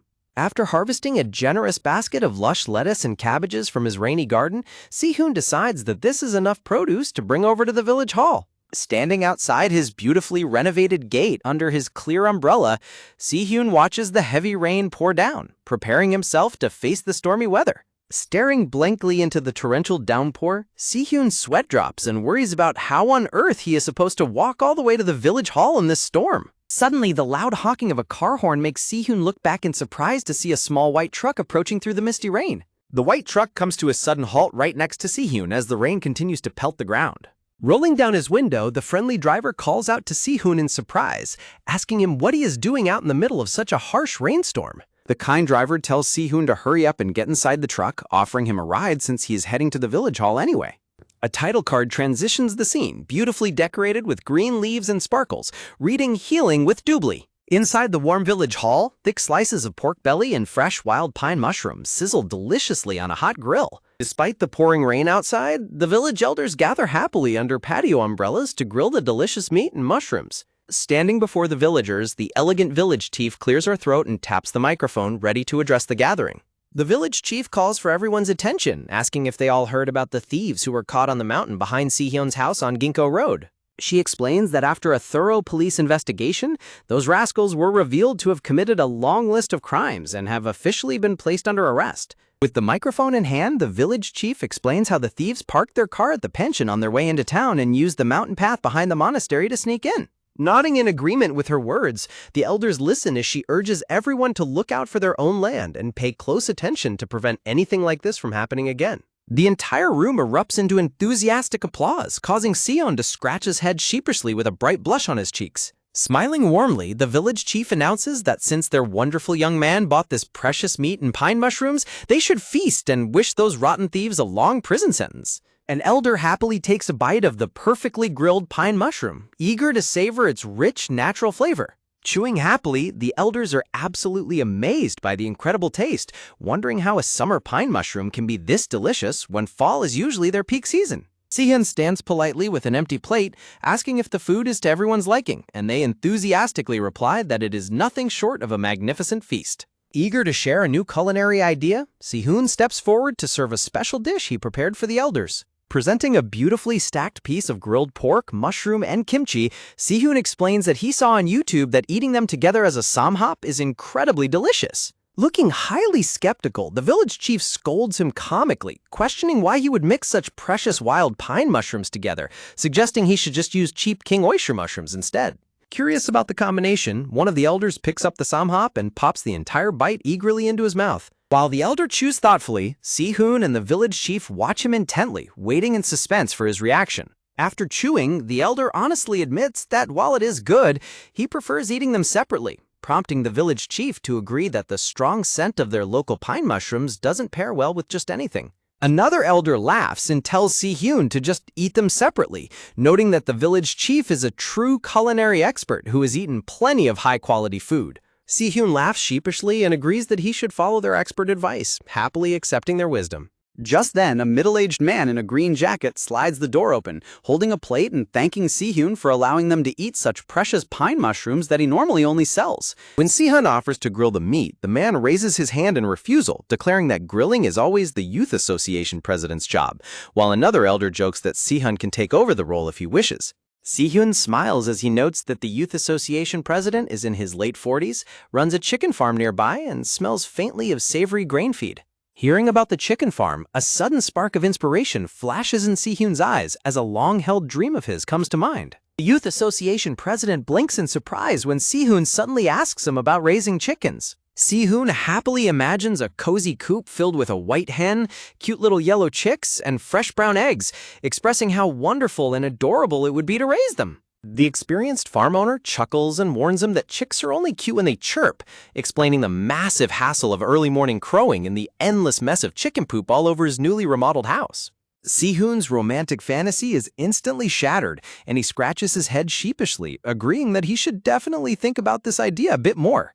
Looking at the camera with a gentle, humble smile, Si-hyun reflects that as a druid, when you don't know something, your very first step must always be to ask those with experience. He realizes that whether it is the pine mushroom samhap or raising chickens, once you learn more, some things are simply better left untouched. Looking over the lively and warm gathering in the village hall, Si-hyun feels a deep sense of peace and belonging among the elders. Si-hyun smiles contentedly, feeling incredibly happy to be a part of this close-knit community.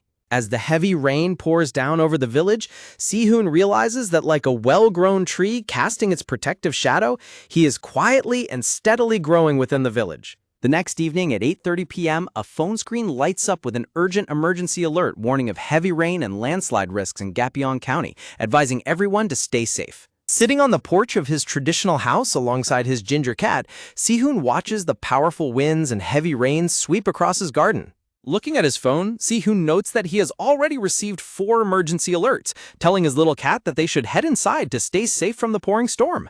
Although he is not too worried since he fixed the greenhouse and furrows, Si-hoon gazes at his beautiful grapevines, worrying that the heavy rain might cause all the ripe purple grapes to fall off. Si-hoon ponders using a Druid spell to grow and secure them all at once, but decides against it, believing that naturally getting through these challenges is what being a true Druid is all about. Looking out at the gorgeous grape clusters hanging under the rain, Si-hoon smiles with determination, cheering them on to hang in there until harvest time. Hearing his phone ring suddenly with a bright ringtone, Si-hoon looks down in surprise. Looking at his phone, Si-hoon sees an incoming call from Grandfather Jong. Si-hoon quickly answers the phone and asks what is going on so late at night, only to hear Grandfather Jong frantically calling out his name on the other end. Standing in the middle of his barn under the stormy night, Grandfather Jong pleads with Si-hoon to come over to his ranch immediately, shouting that it is a dire emergency. Extremely worried, Si-hoon asks if the elderly man is sick or injured, but Grandfather Jong snaps back that if he were sick, he would have called emergency services instead. Grandfather Jong explains that one of his cows, number 28, has collapsed, and though the veterinarian is on site, they desperately need extra hands to help manage the situation. Nearby in the pen, another cow watches her collapsed companion with tearful, anxious eyes, letting out a low, sorrowful moo. Stunned by the urgency of the situation, Si-hoon gasps and holds his breath, realizing how serious the emergency at the cattle shed must be. Inside the dim barn, the veterinarian looks down with a grim, serious expression at the sick cow lying helplessly on the floor. Outside, a powerful flash of lightning rips through the dark, rainy sky, illuminating Grandfather Jung's cattle shed as the storm rages on. Inside Grandfather Jong's cattle shed, the atmosphere is tense and chaotic as the anxious cows let out distressed cries in the dark. Si-hoon runs as fast as he can through the heavy rain, his shoes splashing water with every urgent step. Arriving at the cattle shed completely drenched, Si-hoon calls out to Grandfather Jung, who eagerly waves him over from the end of the aisle. As Si-hoon approaches, he spots a young man in glasses and a white coat working inside the pen, wondering if he is the veterinarian. Si-hoon asks what happened to the animal, and Grandfather Jung explains that number 28 suddenly collapsed, causing number 34 to stay by her side while the other cows grow increasingly agitated. Si-hoon reflects that although Grandfather Jong uses numbers instead of names to avoid getting attached to his livestock, the old man's pale, worried face reveals just how deeply he cares for them. Si-hoon offers to move the anxious number 34 to another pen to clear the area, but Grandfather Jung declines, explaining that the cow is far too sensitive and would only calm down for him. The veterinarian explains that their immediate priority is to get number 28 back on her feet, as staying down for too long causes gas to build up in her stomach and restricts her breathing. Turning to Si-hoon, the veterinarian asks for his assistance, and Si-hoon immediately agrees to help. Working together, Si-hoon and the veterinarian use all their strength to heave the heavy, collapsed cow back onto her feet. Once they manage to get the cow up, she lets out a heavy, ragged snort, catching Si-hoon by surprise. Noting the cow's labored breathing, Si-hoon suggests calming her down first, but the veterinarian frantically objects, explaining that they cannot administer sedatives because she is pregnant. Si-hoon reassures him that he has no intention of using drugs, explaining that he knows a natural way to soothe animals from his experience raising a wild water deer. The veterinarian glares at Se-yeon with deep skepticism, snapping that a critical emergency is no time to be playing around with childish ideas. Ignoring the veterinarian's doubts, Se-yeon closes his eyes, takes a deep breath, and begins to hum a gentle, soothing melody. As Si-hoon hums, a warm, magical green light carrying gentle musical notes begins to envelop the barn, leaving the veterinarian utterly speechless. Surrounded by the peaceful aura, Si-hoon continues singing his heart out, while the veterinarian mutters in confusion, wondering why on earth he is singing to a sick animal. The veterinarian freezes in absolute shock as he begins to witness an unbelievable shift in the animal's behavior. To the veterinarian's utter disbelief, the once frantic cows throughout the barn close their eyes and begin to relax, completely calmed by Si-hoon's beautiful humming. Standing in silence, the veterinarian watches Si-hoon with wide, amazed eyes, unable to comprehend the miraculous sight before him. Sensing that the herd has successfully calmed down, Si-hoon opens his eyes and offers a warm, gentle smile. A short while later, the storm continues to pour outside Grandfather Jong's cozy home as the group gathers indoors to discuss the situation. Inside the living room, Grandfather Jong kindly offers Si-hoon a warm cup of coffee, but Si-hoon politely declines, requesting water instead since he doesn't handle caffeine well. Looking over his medical chart, the veterinarian reports that number 28 was suffering from a fever caused by inflammation, which looked worse due to her agitation, but happily confirms that her unborn calf is completely healthy. The veterinarian assures them that the cow will fully recover with some rest now that she has been treated, prompting a deeply grateful Grandfather Jiang to let out a sigh of relief.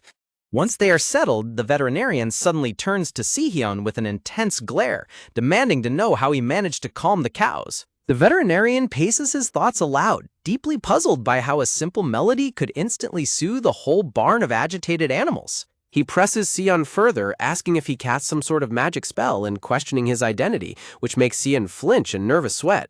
As Si-hyun struggles to stammer out an explanation, the veterinarian leans in with a piercing gaze, prompting Grandfather Jeong to ask why he is getting so worked up. To Si-hyun's absolute shock, the veterinarian suddenly stands up and passionately begs Si-hyun to teach him his mysterious calming technique. The veterinarian explains that such a soothing skill is a dream technique for veterinary clinics, as safely calming agitated animals without relying on sedatives would be an invaluable help.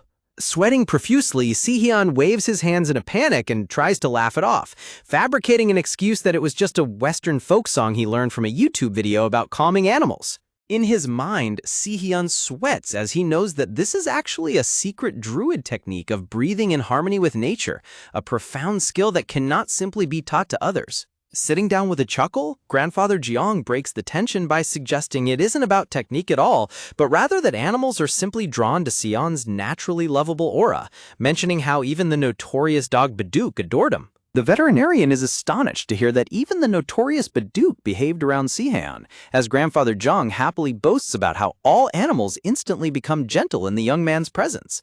Pinching the bridge of his nose, the veterinarian lets out a heavy sigh, trying to process this seemingly miraculous innate talent. He reveals that he actually met someone with a similar gift once before, one of his brilliant college professors, whom animals would follow unconditionally without any apparent explanation.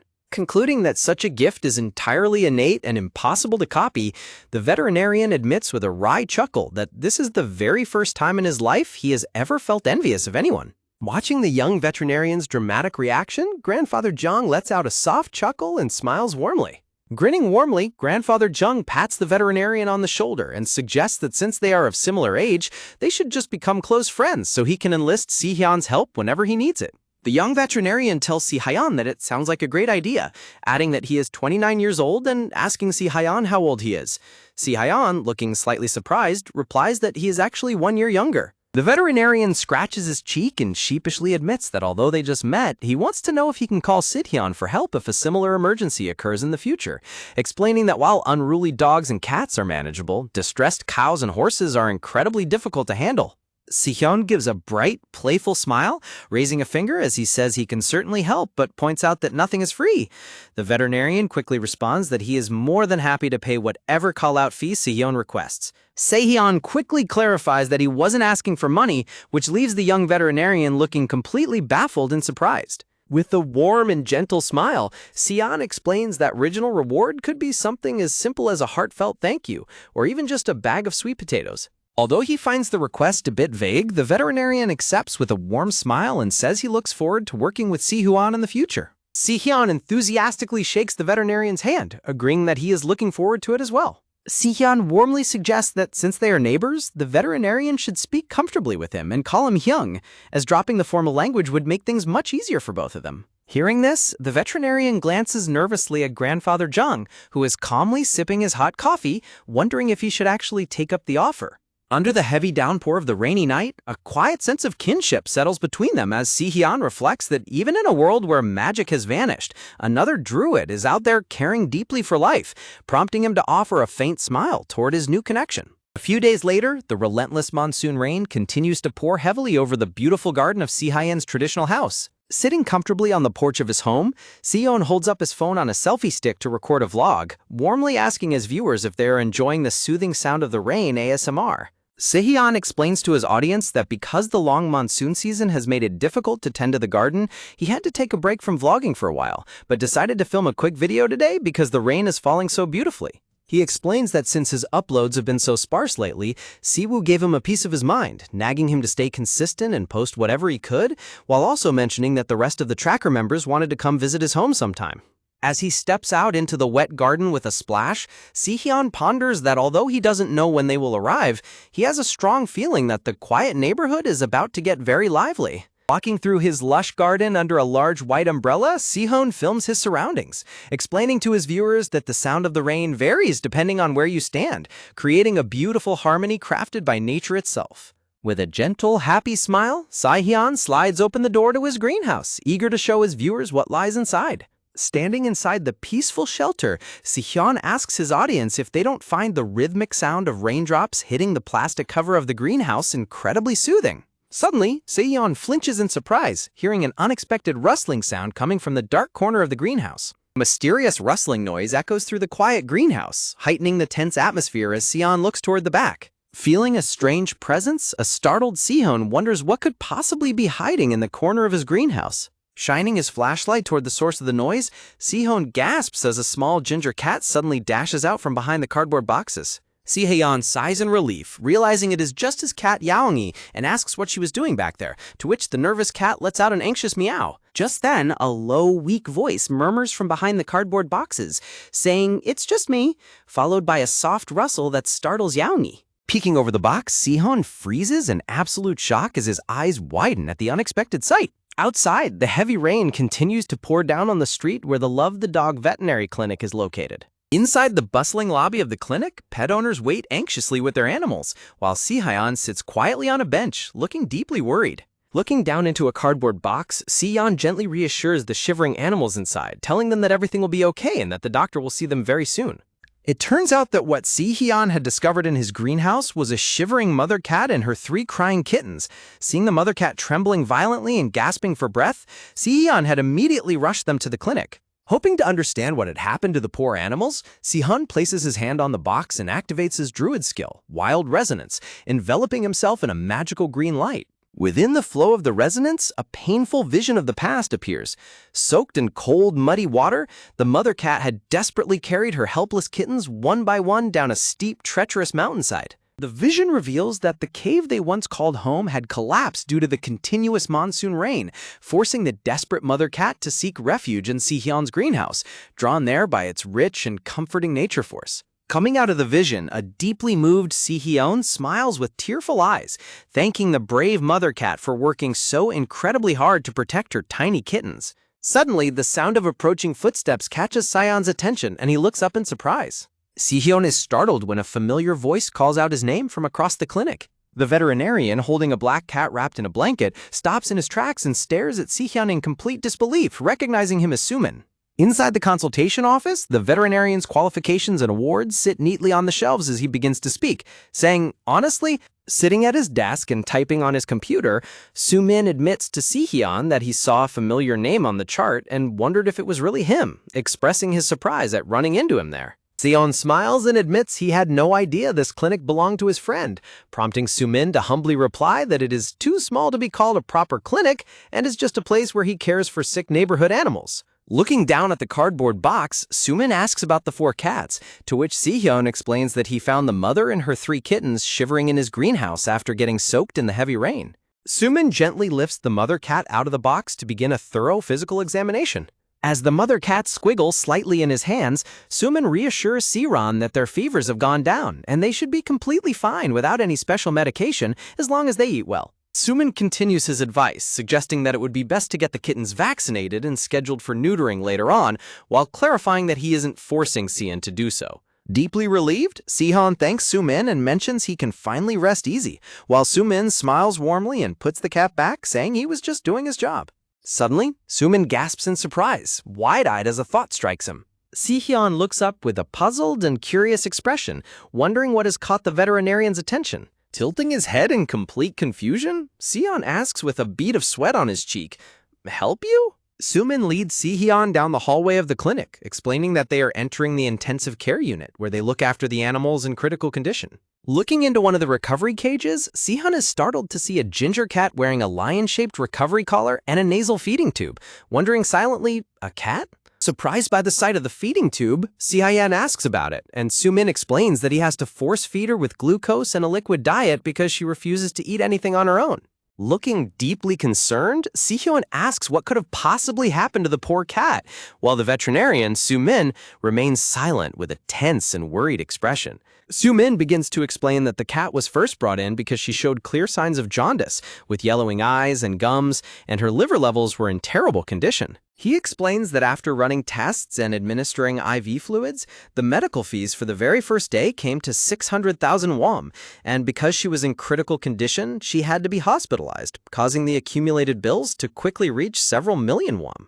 Sadly, that was when the owner decided to completely ghost the clinic, leaving Soo-min wishing they had simply talked to him about their financial difficulties so they could have worked out a payment plan together. Soo-min notes that around that time, the abandoned cat stopped eating entirely, refusing to touch even the most delicious treats, and instead just curling up into a defensive ball. He sadly reflects that even though animals cannot speak, they can still feel the pain of abandonment, and she clearly knows her owner has left her behind. Si-hyun is absolutely shocked to hear that Soo-min has been caring for the cat all on his own, pointing out how incredibly expensive daily medication and high-quality liquid diets are when there is no medical insurance for pets. Si-hyun looks at Soo-min with deep admiration, realizing just how compassionate and dedicated the young veterinarian truly is. Blushing slightly, Soo-min rubs his cheek with a modest smile, explaining that he is a veterinarian after all, and he simply has to do his job. Soo-min then asks Si-hyun if he could help calm the cat down because her feeding tube needs to be changed and she is currently thrashing around far too much for him to do it alone. Si-hyun smiles warmly and nods in agreement, finally understanding the full story and more than willing to help the poor animal. Leading Si-hyun toward the recovery area, Soo-min cautions him to be very careful, warning him that the distressed cat might try to bite or scratch him. Peeking into the cage, Si-hyun calls out to the cat with a gentle smile, calling her Nabi, which causes the startled animal to flinch in surprise. Nabi lets out a hostile growl, but Si-hyun keeps his voice soft and soothing, gently reassuring her that everything is okay and there is no need to be scared. As Si-hyun gently reaches out and taps her head, Nabi's defenses immediately melt away, and she lets out a confused, soft meow. Within moments, Nabi is happily purring and nuzzling against Si-hyun's hand, leaving a completely baffled Soo-min to grumble about how she bites him every single day, despite him being the one who feeds her and cleans her litter. Si-hyun chuckles and replies that cats are naturally very wary creatures, silently noting to himself that no animal in the world can resist the soothing touch of a druid. As Soo-min prepares to change the feeding tube, Si-hyun suddenly stops him, suggesting they try something else first. Soo-min looks completely bewildered when Si-hyun asks him to try offering her a treat instead of using the feeding tube. Trusting Si-hyun's judgment, Soo-min hesitatingly reaches into his pocket and pulls out a tube of lickable cat treats. Although he remains extremely nervous and warns Si-hyun that she has refused all food so far, Si-hyun confidently tells him not to worry and to just try feeding her. Si-hyun keeps a comforting hand near the wary cat, softly telling her that it is okay. Using his wild resonance, Si-hyun telepathically reassures Nabi, telling her that Soo-min is a truly good person who cares deeply about her. Sensing the magical reassurance, Nabi gazes up at the nervous veterinarian with wide, curious eyes as he holds out the open treat. A warm, soothing light fills the cage as Nabi's wariness completely vanishes, replaced by a sense of comfort and safety. To Soo-min's absolute astonishment, Nabi happily steps forward and begins greedily licking the treat right out of his hand, prompting him to yell in shock. Dumbfounded by the miracle, Soo-min wonders how this is even possible, while Si-hyun proudly explains that she finally recognizes what a good person he is, meaning they won't need the feeding tube anymore. Watching the cat lick the treat with pure joy, Soo-min is deeply moved, emotional that she is finally eating after refusing food for so long. Si-hyun watches the touching scene with a warm and satisfied smile, glad to have helped build a bridge of trust between them. As Nabi continues to meow happily, Si-hyun's gaze drifts downward as he starts to notice something else about the veterinarian.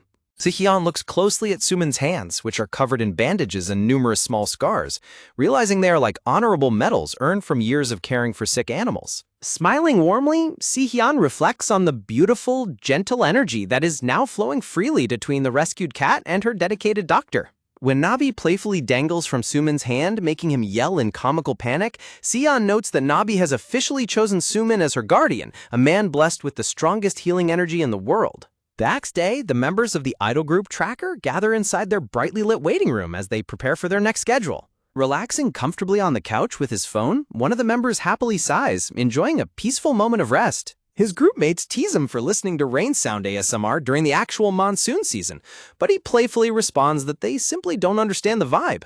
As another member comments on how they must have run out of things to film, he points out that all the fans' comments say their content is extremely fun. He explains that the show is all about finding healing in the countryside, while one of their group mates sits quietly fast asleep on the sofa behind them. Suddenly, their manager bursts through the door, urgently instructing the boys to pack up and get ready for their next schedule. While the others head out, expressing how much they already missed the peaceful countryside, one of the members pauses and looks back in concern. He calls out to Jerome, telling him to wake up because it's time to go, but Jerome remains slumped on the couch with a heavy shadow over his face. Turning to look closer at his friend, the member is instantly startled by Jerome's strange and worrying state. Jerome sits shivering and gasping heavily for breath, his face completely flushed as he struggles to stay conscious. Trembling in pain, Jerome desperately clutches his head as a cold sweat pours down his face. The other members rush back to his side, looking down at Jerome with deep worry as they try to figure out what is wrong. Seeing how severe his fever is, they anxiously worry that he needs to be taken straight to the hospital. Coughing weakly, Jerome tries to reassure them, whispering that he will be perfectly fine once he takes some medicine and gets a bit of rest. The members urge him not to push himself, gently telling him to go to the hospital if his fever doesn't break. As one of them hands him an antipyretic while complaining about how often Jerome gets sick, Jerome weakly tells him to stop nagging. Despite being asked if he can even make it to their next shoot in the countryside, Jerome stubbornly insists on going, refusing to let them film without him. Teasing his sick group mate, the blonde member of Tracker asks if he is really okay with showing his flushed, feverish face on camera, playfully noting that while Jerome usually looks gorgeous, he turns into an entirely different person when he's sick, which only makes the irritated Jerome growl in response. The blonde member continues to tease him, telling him that if he doesn't want to hear it, he shouldn't get sick in the first place, while a stubborn Jerome loudly protests that he isn't sick at all. Watching their teammates bicker back and forth as usual, the other two members of the group stand by and sigh in resignation, commenting that they are at it once again. As the playful bickering continues, the pink-haired member watches in silent concern, placing a hand on his chin with a pensive and worried look. Deeply concerned about his teammate's stubbornness, the pink-haired member silently hopes that Jerome will really be okay, while the blonde boy affectionately pinches Jerome's cheek, reminding him that he's only saying these things because he's genuinely worried about his health. The following day, the scene shifts to the bustling entrance of the Gyeong traditional market under the bright morning sun. Meanwhile, Sae-hyun walks through a bustling traditional market with an older neighborhood man who asks if he found some kittens, prompting Sae-hyun to explain that he did and that he had to leave the mother cat at the vet because she needed to be neutered. Sae-hyun happily goes on to explain that, in the meantime, he has been taking care of the kittens at home, noting that one is yellow and the other two have cute patterns, making them absolutely adorable. The screen transitions to a heartwarming illustration of three cute, chubby little kittens sitting happily together, surrounded by floating hearts on a bright pink polka dot background. Hearing Sae-hyun's enthusiastic explanation, the older man smiles warmly and chuckles, realizing that must be the reason why Sae-hyun went out and bought so many cat toys. The older man advises Sae-hyun to raise them well, pointing out that cats are great little workers since they catch mice and bugs, though Sae-hyun can only laugh nervously, silently noting that isn't quite the reason he is raising them. Suddenly remembering something, Sae-hyun mentions that he needs to stop by the seed and plant shop because Sumin told him that cats absolutely love perilla leaves, which leaves the older man looking completely dumbfounded. The older man quickly corrects him, yelling that cats love catnip, not perilla leaves, and questioning why on earth a cat would ever want perilla leaves, which leaves Sae-hyun sweating in utter shock and embarrassment at his mistake. Laughing at Sae-hyun's silly mistake, the older man teases him by saying that even an old-timer like himself knows that, joking that Sae-hyun might actually need more looking after than the kittens themselves as Sae-hyun blushes deeply. Walking ahead, the older man suggests that since they are already out, they should stop by the local handmade tofu shop so he can buy some soy milk to make refreshing cold soy milk noodles, and Sae-hyun readily agrees. Walking behind him, Sae-hyun hides his face in sheer embarrassment, mortified that a legendary druid like himself could actually confuse catnip with perilla leaves, wishing he could just crawl into a hole and disappear. A short while later, the two arrive at the warm and steaming storefront of Ajuma's handmade tofu shop. Stepping inside the shop, Sion calls out with a bright and friendly smile, greeting the lady running the store. The shop clerk welcomes him warmly, asking if he would like to buy some tofu today as well, and Sae-hyun politely requests 3 blocks of tofu and 2 bottles of soy milk. Suddenly, the owner behind the counter lets out a very tense, nervous cough, which immediately catches Sae-hyun's attention and leaves him puzzled. Sae-hyun looks closely at the owner, wondering why he is acting so strangely as the man nervously sweats while packing the items, making Sae-hyun note that the entire atmosphere of the shop feels incredibly tense. Sensing the bizarre tension in the room, Sae-hyun quietly glances over to the side to see what could be causing such distress. Turning his head, Sae-hyun is startled to see a mysterious, suspicious man standing in the dark corner of the shop, wearing a dark cap and hoodie and radiating an incredibly heavy dark purple aura. Sihyun is deeply unsettled, wondering who that man is and why he is radiating such a highly suspicious and ominous aura from his entire body. Sensing Sihyun's gaze, the hooded man suddenly glances back out of the corner of his eye with a sharp, piercing look, catching Sihyun staring at him. Realizing he has been spotted, the suspicious man quickly pulls down the brim of his cap to hide his face, sweating slightly as he tries to avoid further attention.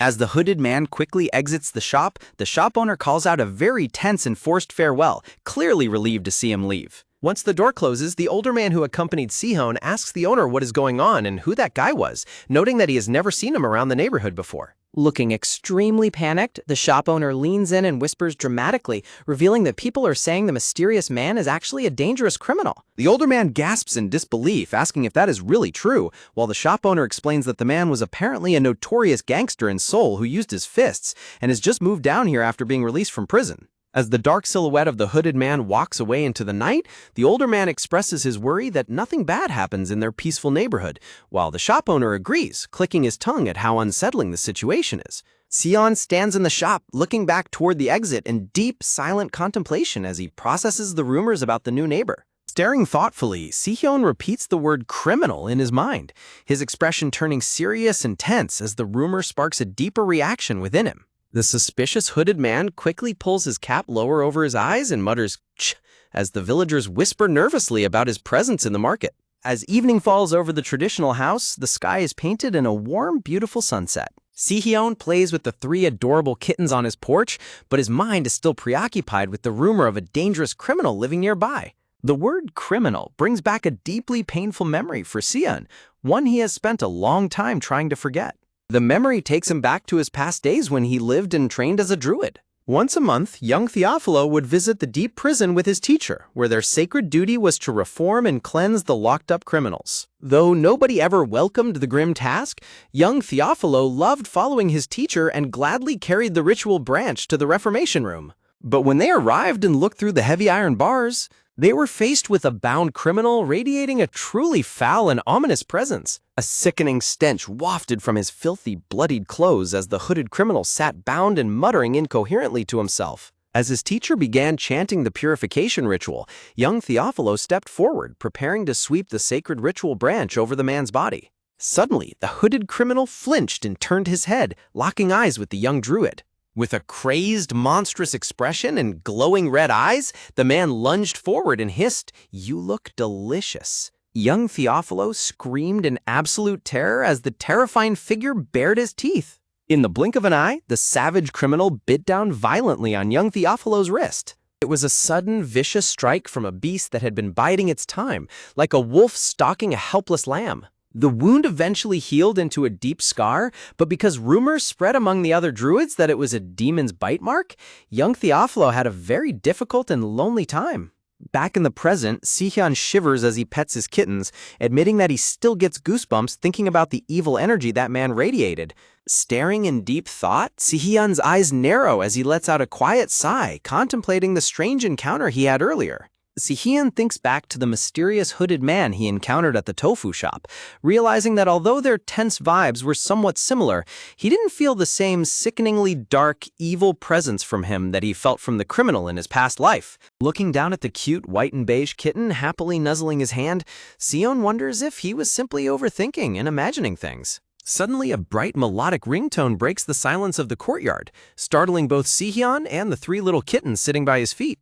Sihyun quickly answers his phone, greeted by the cheerful voice of his younger brother, Siwoo, on the other end of the line. Siwoo smiles warmly as he calls to give Sihyun a quick heads up that they will be heading down to his countryside home this coming weekend, while the rest of his bickering group mates pack their bags in the background. Siwoo explains that the group members and production staff will be coming along to film some of their own content, politely asking if Sihyun could prepare a few extra sets of bedding, to which Sihyun happily agrees. Relieved to hear that everything is set, Siwoo happily confirms their weekend plans while Sihyun bids him a safe and pleasant trip down. Just before hanging up, Siwoo suddenly calls out to stop his brother, prompting Sihyun to look puzzled. Siwoo looks back over his shoulder with a nervous sweat drop, a slightly anxious smile on his face. In the background, Jerome sits slumped on the floor, looking completely flushed and exhausted with a feverish red face. A brief transition screen highlights character artwork as the scene prepares to shift back to the energetic main stage. On a grand, brightly lit stage under dazzling spotlights, the famous idol group Tracker performs in front of a massive, cheering crowd waving glowing blue light sticks. The members of the wildly popular group are introduced: main vocal Hisu, main dancer Jerome, leader and rapper Leo, and sub-vocal Kei. A close-up of a handsome member holding a microphone highlights the incredible charm and star power of the group. Shouting a warm thank you to their adoring fans, Siwoo shines brightly as the center and lead vocalist of Tracker. On TV, a news anchor reports that Tracker has topped the world charts and set a legendary new record by completely selling out their concert tour. Public screens and rest stops show the news of their massive success and skyrocketing sales for their new album, Heart Wind. At a rest stop along the highway, Hisu holds a delicious corn dog with a bright smile, commenting on how incredible they look on the screen. Hisu gazes up at the large rest stop building, feeling amazed by how photogenic they are as they travel. In the background, Hisu tries to get the others' attention, but is cut off by the sounds of Leo desperately pleading with their manager to let him play a claw machine game just one more time.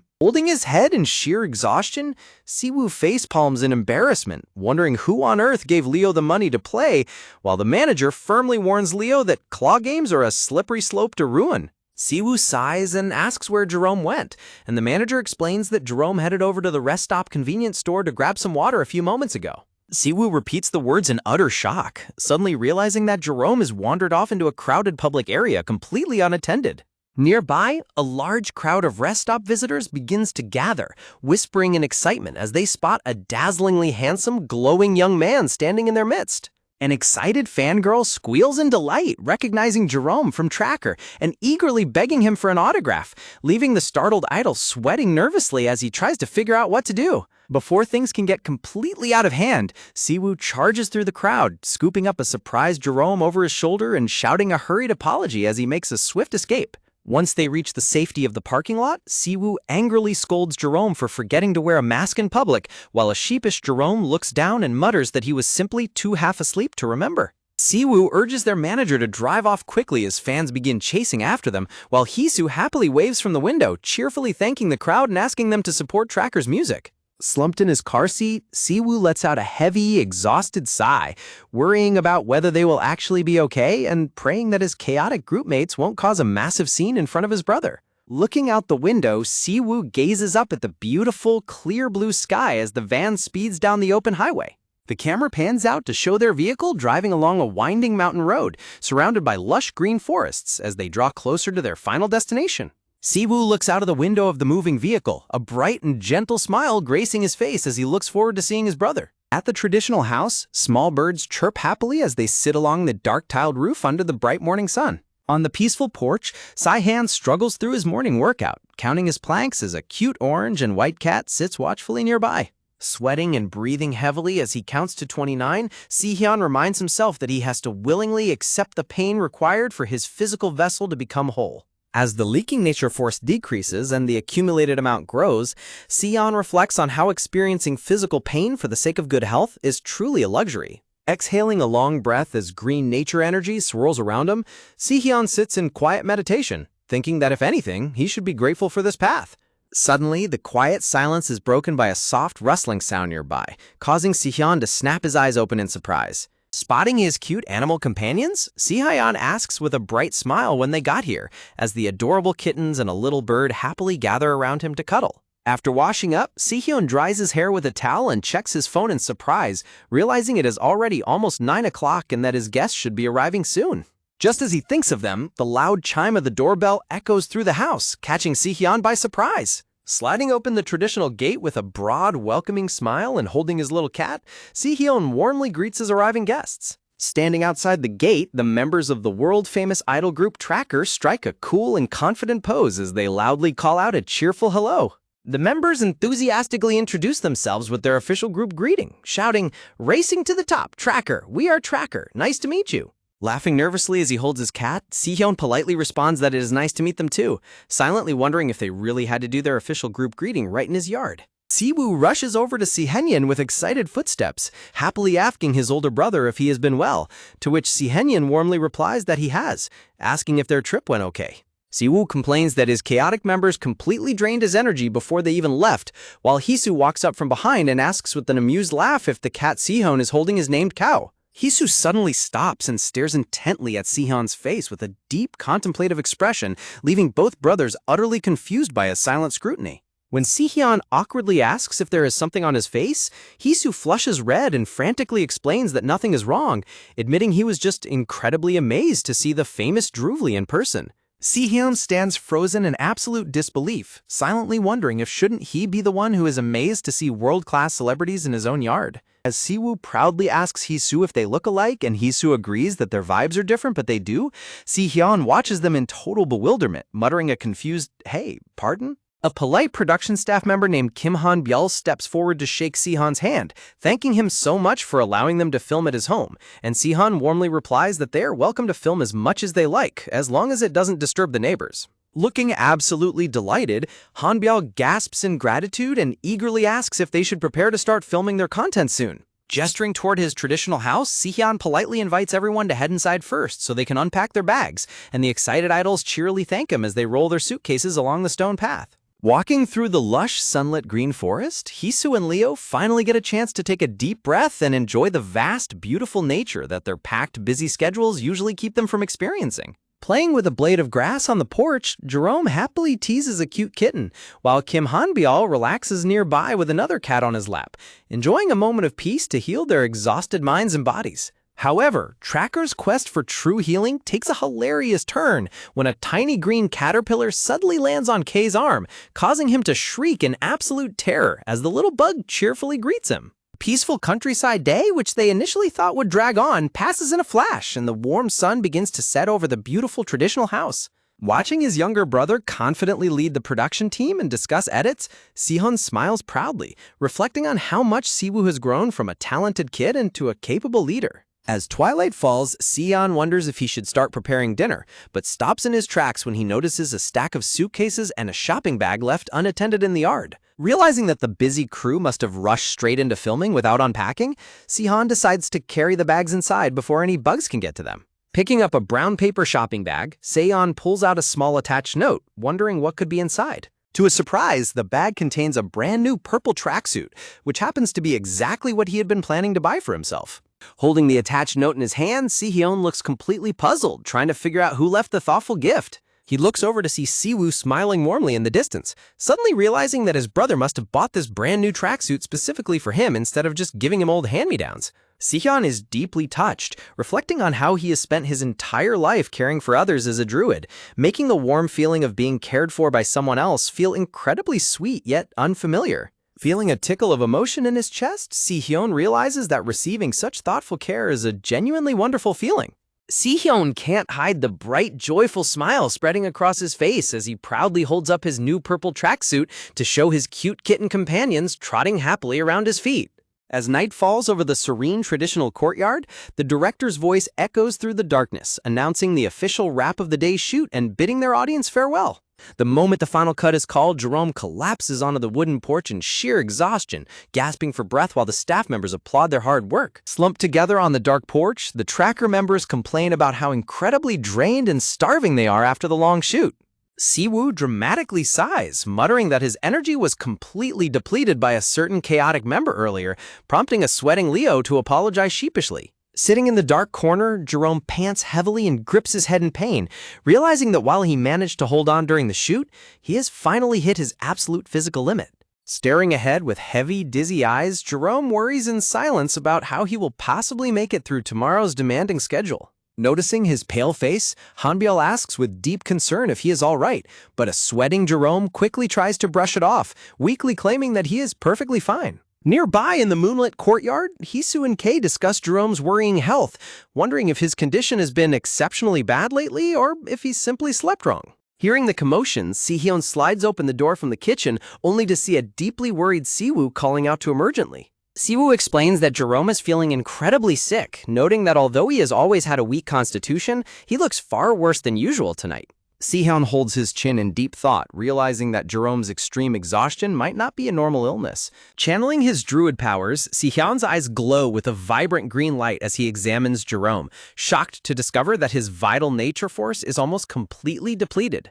Sihyun gazes at Jerome in surprise, seeing him enveloped in a dark, suffocating aura, and realizing that his life energy has been drained to a dangerous level. Siwoo looks at his older brother with a slightly nervous expression and asks, "Hey, Hyung, about that, could you make that thing I asked you for last time?" Nodding with a warm and reassuring smile, Si-han happily agrees, replying, "All right, I'll be right back with it." Stepping back outside with a tray in his hands, Si-hyun calls out with a cheerful smile, "Sorry to keep you waiting." Si-hyun gently hands a cup of steaming hot tea to Jerome, saying, "Here you go," which leaves the exhausted and shivering idol looking up in quiet surprise. Leaning in with a warm, friendly smile under the moonlit sky, Si-hyun gently invites Jerome, "Would you like to try some of this?" Staring down at the cup with a hesitant expression, Jerome nervously whispers, "This is..." Jerome holds the cup with both hands and looks down in absolute wonder at the beautifully prepared tea, which features a vibrant slice of orange and delicate chamomile flowers floating inside a warm, glowing golden liquid.